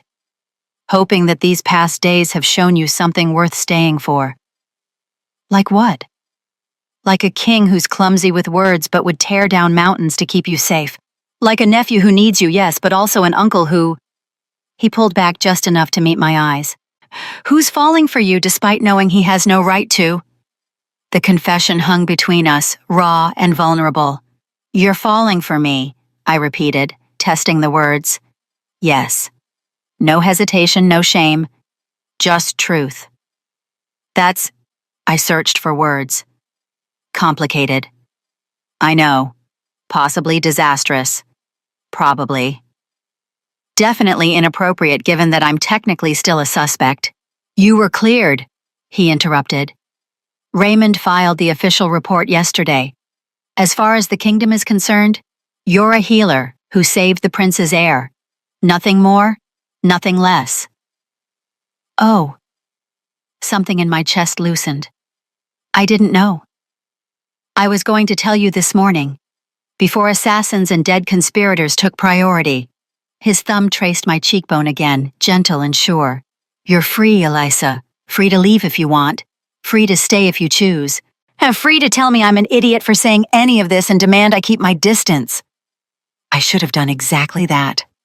Should have stepped back, drawn boundaries, protected myself from the inevitable heartbreak of caring for a king who belonged to a kingdom. Instead, I said, "What if I don't want you to keep your distance?" His breath caught. Then I'd ask what you do want. I want. The words felt too big, too dangerous, but after everything we'd survived, hadn't we earned the right to be honest? I want to know if this is real, if it's not just proximity or gratitude or some trauma response making us both imagine things that aren't there. There's one way to find out, he murmured. What's that? His hand slid to the back of my neck, fingers tangling gently in my hair. May I kiss you? The question, now asked with such careful respect, despite the desire burning in his eyes, undid me completely. Yes, I whispered. He closed the distance between us slowly, giving me every chance to pull away. His lips brushed mine softly at first, testing, asking. I answered by rising on my toes, by threading my fingers through his hair, by kissing him back with all the fear and hope and desperate need I'd been trying to deny. The kiss deepened, turned hungry. His arms came around me, pulling me close, and I melted into him like I'd been made to fit there.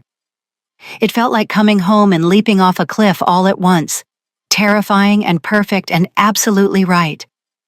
When we finally broke apart, both breathing hard, he rested his forehead against mine again.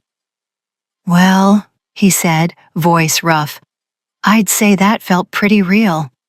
A shaky laugh escaped me. Yeah, it did. So what now? I thought about it, about conspiracies and danger and all the reasons this was complicated. Then I thought about how he'd looked at me last night after saving my life, like I was something precious worth protecting.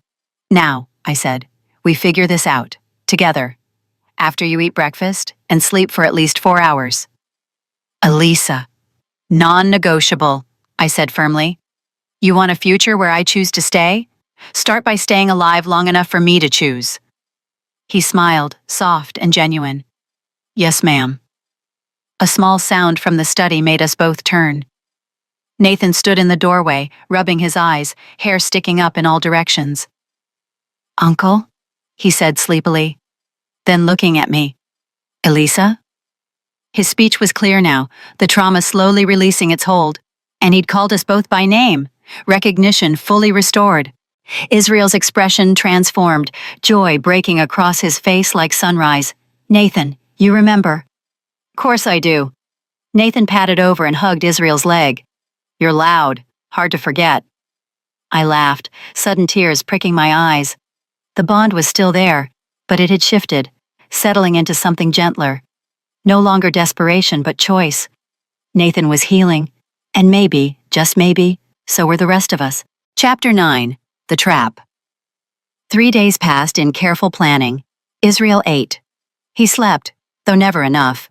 And together with Raymond, Carla, and Gregory, we crafted a trap designed to draw out the remaining conspirators. The plan was elegant in its simplicity. Announce a public ceremony where Israel would formally name Gregory's line as his successors, solidifying Nathan's claim to the throne should anything happen to both Israel and his brother. Any remaining conspirators would see it as their last chance to act before their path to power was permanently blocked. "They'll come for me during the ceremony," Israel said, studying the palace layout spread across his desk.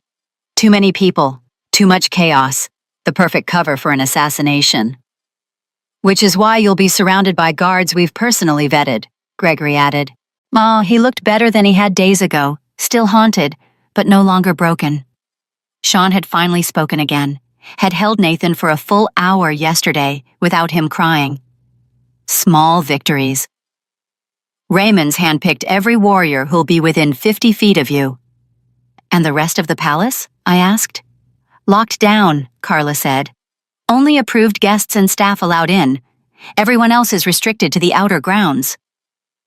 I studied the map, unease churning in my stomach. It's still a risk. "It's the only way to end this," Israel replied. He looked at me, and in his eyes I saw the same stubborn determination that had driven him through my cottage door weeks ago. "We can't live like this, Elisa.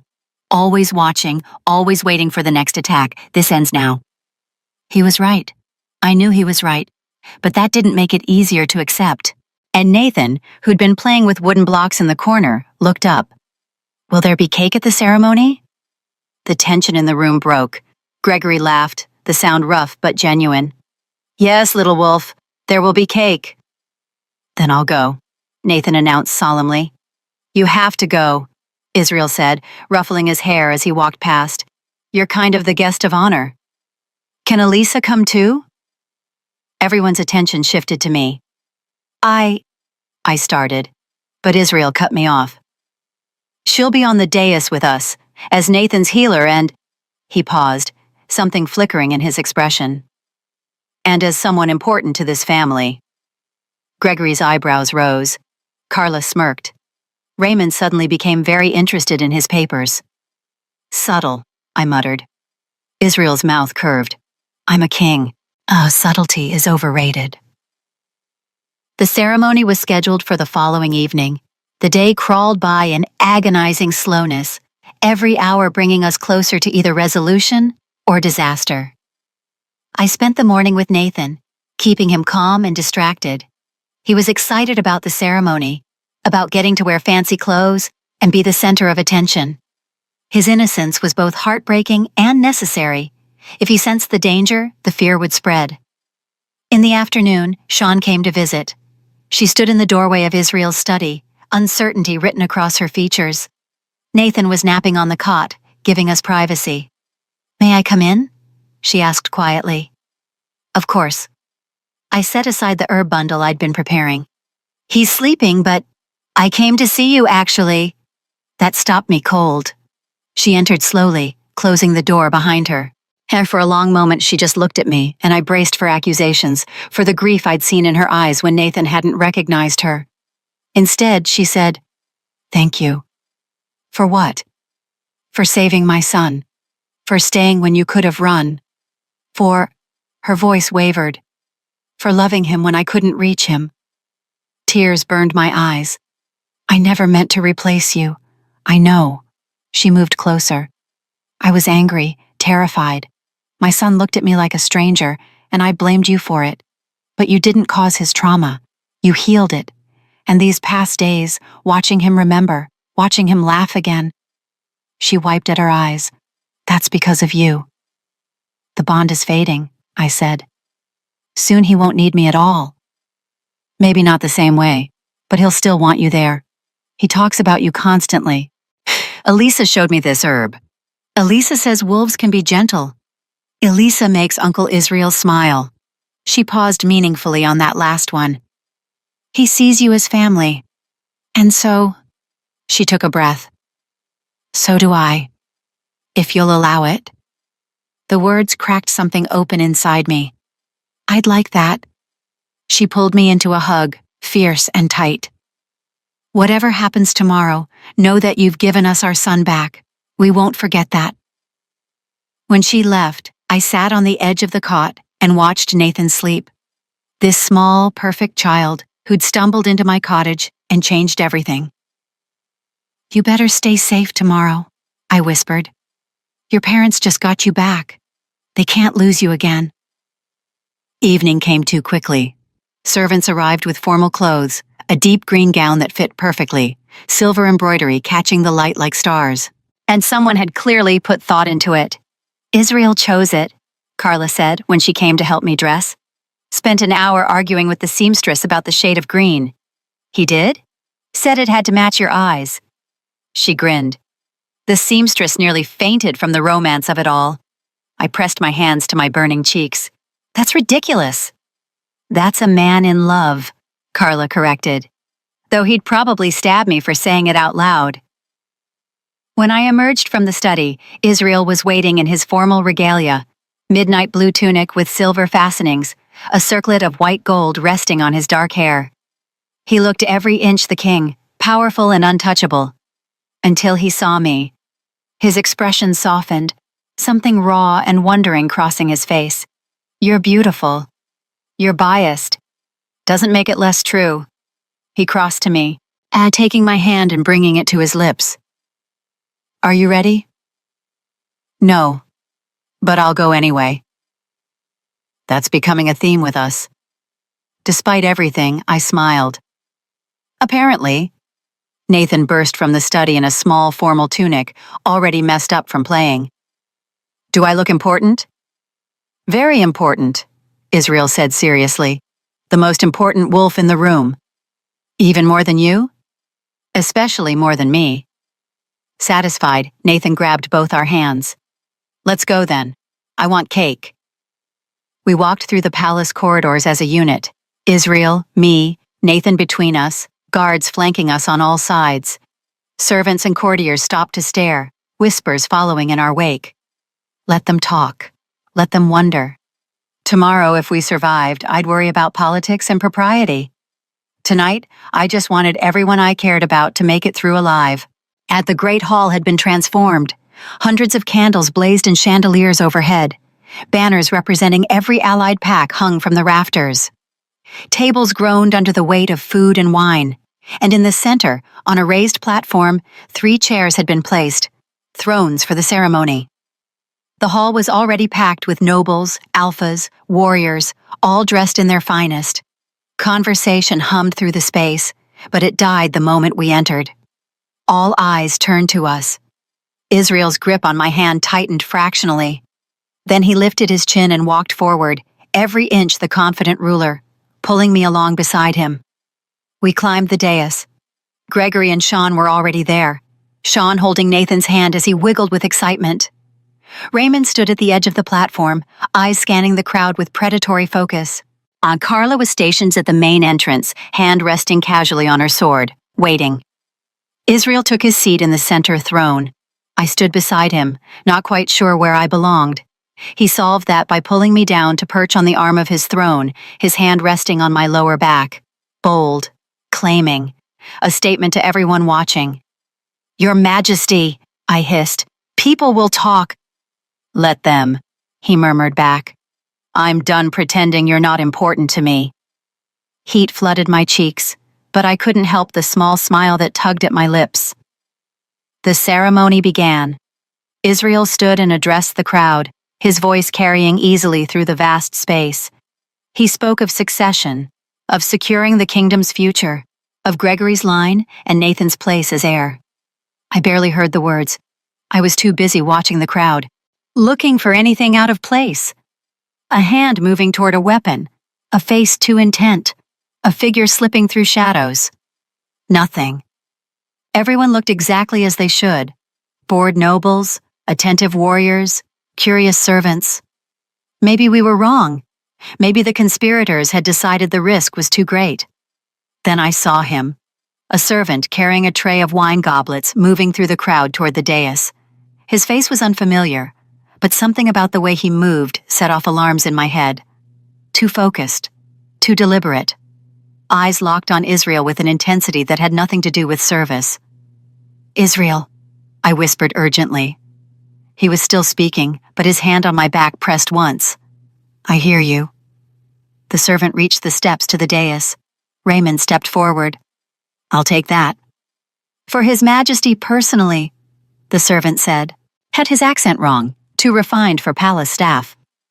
Then I'll personally deliver it, Raymond countered. The servant's hand moved toward his belt. Everything happened at once. Carla shouted a warning. Guards converged on the dais. The servant's hand came up holding not a knife, but a small vial. He threw it directly at Israel. I moved without thinking, lunging forward and batting it away. The vial shattered on the stone floor, releasing a cloud of pale green vapor. Poison. Had to be. Israel grabbed me and pulled me back, away from the spreading cloud. Guards swarmed the servant, bringing him down hard. But the vapor was spreading, drifting through the crowd. People began to cough, to stumble. "Clear the hall!" Raymond roared. "Everyone out, now!" Chaos erupted. People pushed toward the exits, trampling each other in their panic. More guards rushed in, trying to restore order. "Nathan!" Sean screamed. I spun to see Nathan crumpled on the floor, gasping for air. "No." I dropped beside him, gathering him into my arms. His lips were already turning blue, his small chest heaving uselessly. The poison was killing him. "Elisa." Israel dropped to his knees beside us. "Can you—" "I don't know what it is." "Try." His voice broke. "Please." I pressed my palms to Nathan's chest and called the light. It answered immediately, flooding through me in a rush of heat and power. I dove into Nathan's small body, searching desperately for the poison's signature. There, in his lungs, coating the delicate tissue, suffocating him cell by cell. I'd never healed poison before. Didn't know if it was even possible. But I had to try. I poured light into his lungs, trying to burn away the toxin without destroying the tissue.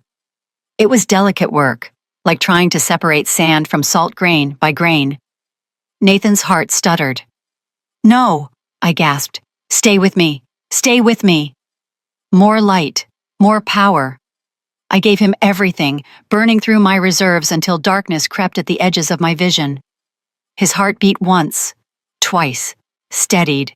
The poison began to dissolve, consumed by light that blazed brighter than I'd ever managed before.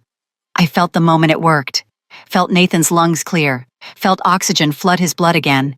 He gasped and started crying, beautiful, healthy, angry crying. I sagged forward, completely spent. Strong arms caught me. Israel pulling me against his chest. "You did it," he breathed. "Gods, Elisa, you did it." Around us, the hall was empty except for guards and the prisoner they held, as the poison had dissipated, harming no one else thanks to the quick evacuation. "The servant," I managed. "Don't let him die." "We won't," Raymond promised, already moving toward the captured man. "We need him alive this time." I closed my eyes and let Israel hold me, listening to Nathan's cries fade into hiccups as Sean gathered him up, covering his face with kisses. We'd survived, barely, but the night wasn't over yet. Everything is on the line, and my magic is nearly spent. Don't let this be the end of the story. Like and subscribe right now to fuel the light for the final battle. You wouldn't want to miss the reckoning, would you? Chapter 10. The Golden Reckoning. They took the prisoner to a secure location.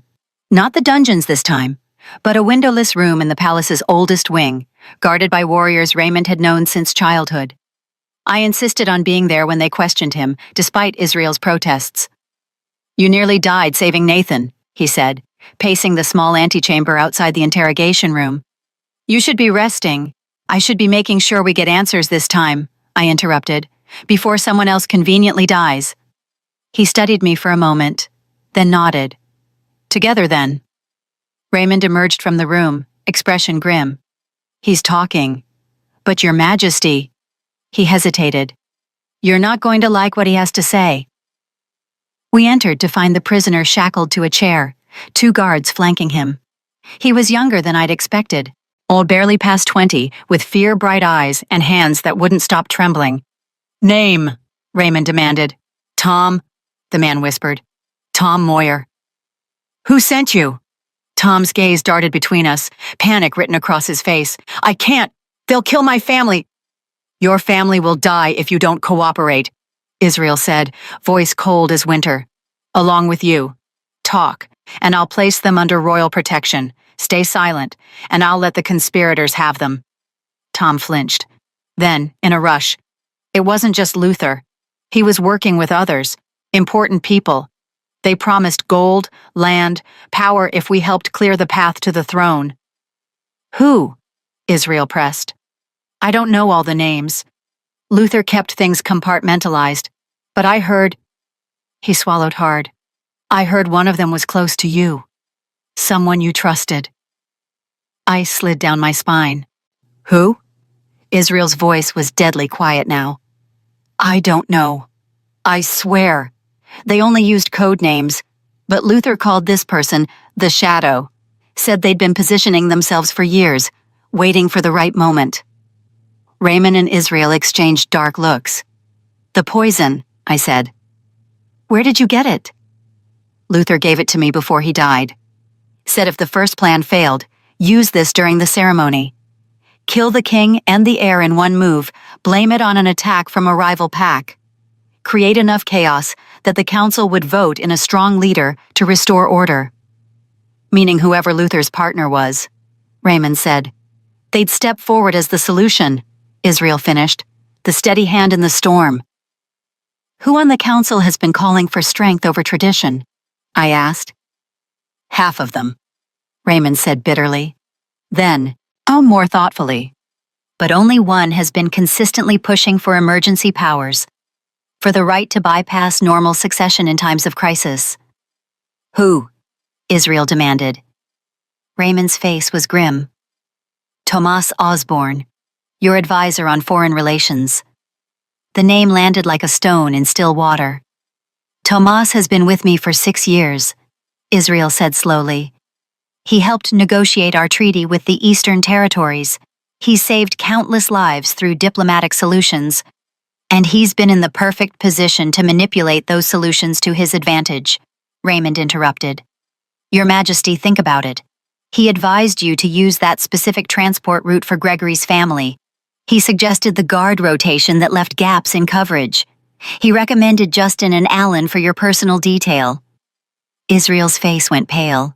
The men who let the assassins into Elisa's room. He's been playing both sides, I said, pieces clicking into place. Supporting you publicly while undermining you privately, using Luther as the visible threat while he positioned himself as the loyal advisor. Where is he now? Israel's voice was dangerously soft. He wasn't at the ceremony, Raymond said. Claimed sudden illness. How convenient. Israel turned to the guards. Find him, bring him here. Alive. They left at a run. Israel moved to the window, hands braced against the sill, shoulders rigid with fury and betrayal. I approached slowly, placing my hand on his back. You couldn't have known. I should have. His voice was rough. 6 years, Elisa. 6 years he's been at my side, advising me, shaping policy. How many decisions did I make based on his counsel? How many lives were affected by his manipulation? How many were saved by your instincts when they contradicted his advice? I countered. You didn't blindly follow him. You questioned, you pushed back. That's why his plan failed. His plan failed because you were there, Israel said, turning to face me. Because you saved Nathan twice now. Because you saw through the lies when I was too close to see clearly. Before I could respond, shouting erupted in the corridor. The door burst open. Carla stumbled in, blood streaming from a cut on her temple. Your Majesty, she gasped. Tomas, he's taken Nathan. The world stopped. What? Israel's voice was barely human. We found him in the nursery. He had Nathan, said he'd kill him if we didn't let him pass. Sean tried to stop him. Carla's voice broke. He stabbed her. She's alive. But— Israel was moving before she finished, shouldering past her into the corridor. I ran after him, heart pounding. We raced through the palace, guards falling in behind us. Israel's power crackled in the air, barely contained rage threatening to tear free. We found them in the courtyard. Tomas stood in the center, Nathan held against his chest, a knife pressed to the child's throat. Blood stained Nathan's tunic. Not his own, I realized with horror. Sean's. Guards surrounded them, weapons drawn but useless. One wrong move and Nathan would die. Tomas! Israel's voice cut through the night, cold and absolute. Let him go. So you can execute me? Tomas laughed, the sound unhinged. I don't think so. You won't make it past the gates. I don't need to. I just need you to watch him die. The knife pressed harder, and drawing a thin line of blood. Nathan whimpered but stayed frozen, terror keeping him still. You took everything from me. My father served your family for 40 years. And what did he get? A pension and a pat on the head, while incompetent nobles inherited power they didn't earn. So this was revenge? Israel took a careful step forward. For perceived slights? For injustice, Thomas spat. I'm twice the strategist you are, twice the leader. But because I wasn't born into the right bloodline, I'd never wear the crown, so I decided to take it. By killing children? By removing obstacles. Another step backward toward the gates. Luther was useful but sloppy. You were supposed to execute the healer, turn the packs against each other, create the chaos I needed, but you— His eyes found me in the crowd. You couldn't follow the simple script. Let Nathan go, I said, moving to stand beside Israel. Your plan failed. It's over. It's not over until I say it is. Tomas's smile was razor sharp. Here's what's going to happen. You're going to let me leave. Give me a horse, supplies, safe passage to the border. In exchange, I'll leave the boy alive. And if we refuse? Israel asked. Then you watch another child die because of your decisions. The knife pressed deeper. Nathan cried out, a thin sound of pain and fear. The bond yanked hard, Nathan's terror flooding through me. I felt his racing heart, his desperate need for safety, for someone to make the fear stop. Without thinking, I stepped forward. Take me instead. Every head turned. Elisa, no. Israel grabbed my arm. I shook him off, keeping my eyes on Tomas. You want leverage? I'm better than a child. I'm the healer who ruined your plans, the one who saved Nathan twice. You kill him and you're just a murderer, but take me and you have a hostage valuable enough to guarantee safe passage. Tomas's eyes narrowed, calculating. Why would you offer that? Because he's 3 years old and terrified. Because he's been through enough. Because— My voice steadied. Because I'd rather die than watch another innocent suffer for adult sins. Elisa. Israel's voice was raw. Don't do this. I looked at him, trying to memorize his face. You told me once that you wanted a future where I was safe, where I could choose freely. I smiled, though tears blurred my vision. This is my choice. Let me make it. Touching, Tomas said. But I'm not an idiot. The moment I let the boy go, oh, your guards will fill me with arrows. Then we make a binding oath, I said. Witnessed by every wolf here. You release Nathan unharmed, I come to you willingly, and Israel grants you safe passage to the border. Break the oath, and the moon herself will hunt you. Silence fell. Binding oaths were sacred, unbreakable. The punishment for violating one was madness and death. Elisa, I can't, Israel started. You can, I said softly, because it's the only way to save him. I saw the moment Israel understood, the moment he realized I was right. Saw the agony of it break across his face. I'll do it, he said hoarsely. Release the child, take the healer, and you'll have until dawn to reach the border unmolested. Tomas considered, knife still pressed to Nathan's throat. Then, agreed. But she walks to me. No tricks. I stepped away from Israel, from the guards, from safety. Each step toward Tomas felt like walking through water, slow and surreal. Nathan's eyes found mine, wide and terrified. It's okay, I whispered. You're going to be fine. I reached them. Tomas grabbed my arm hard enough to bruise, yanking me against him. The knife left Nathan's throat and pressed against mine instead. Let him go, I said. Tomas shoved Nathan away. The child stumbled, then ran straight to Israel, who caught him and immediately passed him to Raymond. Smart move, healer, Tomas breathed in my ear. Noble, but stupid. He started backing toward the gates, dragging me with him. I didn't struggle. The oath bound us all now. He had until dawn. But I had a plan. We reached the gates. Tomas called for a horse, and someone brought one, moving slowly, carefully. He mounted awkwardly, hauling me up in front of him. The knife never left my throat.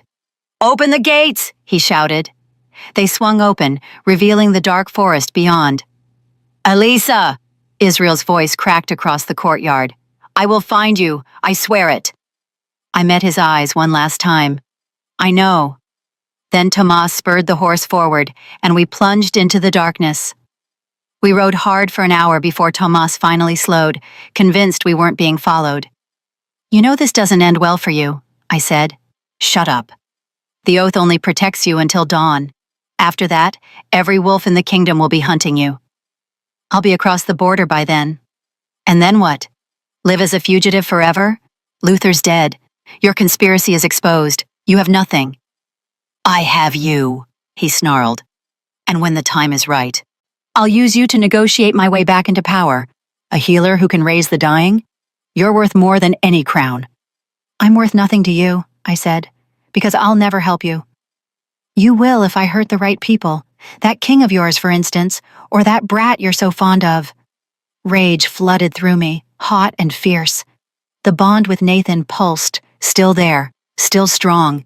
And through it, I could feel something else. Israel's presence, distant, but growing closer. He was following. Of course he was. Oath or no oath, he'd never let me go that easily. I just had to survive until he got here. "You're wrong about one thing," I said conversationally. "What's that?" "The binding oath didn't protect you from me." Tomas stiffened. "What?" I let the light explode. Not to heal this time, but to burn. Golden radiance erupted from my skin, blinding and searing. Tomas screamed, releasing me to shield his eyes. I threw myself from the horse, hit the ground hard, and rolled. The light kept burning, pouring from me in waves. Not controlled, not careful, just raw power unleashed. Tomas stumbled, half blind, reaching for me. "You'll pay for that." A massive silver wolf burst from the trees and hit him like a battering ram. Israel. He must have shifted and run the moment we left the gates, tracking us through scent and bond and sheer desperate will. The fight was brutal and short. Tomas tried to shift, tried to fight back, but Israel was fury given form. Within moments, Tomas lay broken on the forest floor, throat torn out, eyes staring sightlessly at the stars. Dead. Israel shifted back to human form, naked and breathing hard, covered in blood that wasn't his own. He looked at me, and something in his expression made my heart stop. "You left," he said roughly. "You walked away from me." "I saved Nathan." "I know." He crossed the distance between us in 3 strides. "I know why you did it. I know it was brave and selfless and exactly the kind of thing you'd do. But Elisa..." His hands cupped my face, trembling. "Don't ever do it again. Don't ever make me watch you walk toward death, thinking I might never see you again." "Israel, I can't lose you," he said, and his voice broke. "I know I have no right to ask that of you. I know you're free to go, to leave, to build a life somewhere safe. But I'm asking anyway. Stay, choose me, choose us, because I..." He stopped, swallowed hard. "Because I love you, and I don't want to be a king who rules alone when I could have you beside me." Tears spilled down my cheeks. "Yeah, you love me?" "Desperately, completely. Probably since the moment you argued with me in that cottage and refused to be afraid." "That's a terrible moment to fall in love with someone," I said, laughing through tears. "I've never claimed to have good timing." His thumb brushed away my tears. "But I'm claiming you now if you'll have me. Not as a king to a subject, but as a man to the woman who owns his heart." The words caught in my throat, too big and terrifying and perfect. "I don't know how to be what you need. I'm an exile with forbidden magic and no idea how to navigate court politics. You're a healer who saved my family, a woman who faced down assassins and conspirators without flinching, a person who makes me want to be better than I am." He rested his forehead against mine. "You're everything I need. Hence the question is, am I what you need?" I thought about the cottage I'd left behind, The exile I'd expected to define my life. Then I thought about Nathan's laughter, Sean's gratitude, the way Israel looked at me like I was someone worth fighting for. Yes, I whispered. You are. All of you. This messy, complicated, dangerous family. I choose it. I choose you.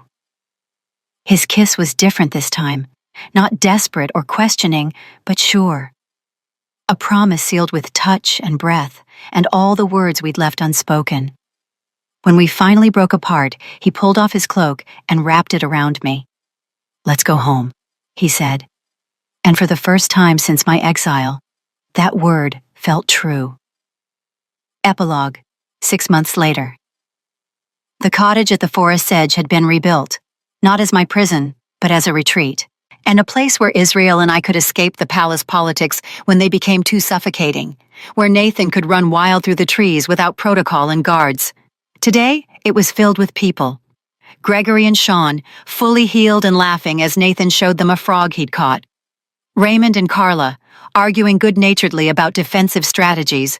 A handful of healers I'd been training, practicing their light magic in the garden, and Israel standing beside me on the porch, his arm around my waist. Regretting your choice yet? He asked, watching the chaos with amusement. Every day, I said, then grinning, but I'm choosing it anyway. Good. He pressed a kiss to my temple. Because the council approved our bonding ceremony for next month. You're officially stuck with me. Bonding ceremony? My heart skipped. You didn't ask. I'm asking now. He turned me to face him, pulling a ring from his pocket. Simple silver, set with a green stone the exact color of my eyes. Elisa, will you bond with me? Will you be my queen, my partner, my family? Will you choose me every day, even when I'm impossible? Especially when you're impossible, I said, tears blurring my vision. Yes, yes, I'll bond with you. He slipped the ring on my finger and kissed me while our family cheered. Nathan came running, launching himself at us. Does this mean you're staying forever? Forever, I promised, gathering him close. Israel wrapped his arms around both of us, and in that moment, I understood something fundamental. I'd been exiled to find this family, this love, this home, and I'd choose it, messy and dangerous and perfect, every single day for the rest of my life.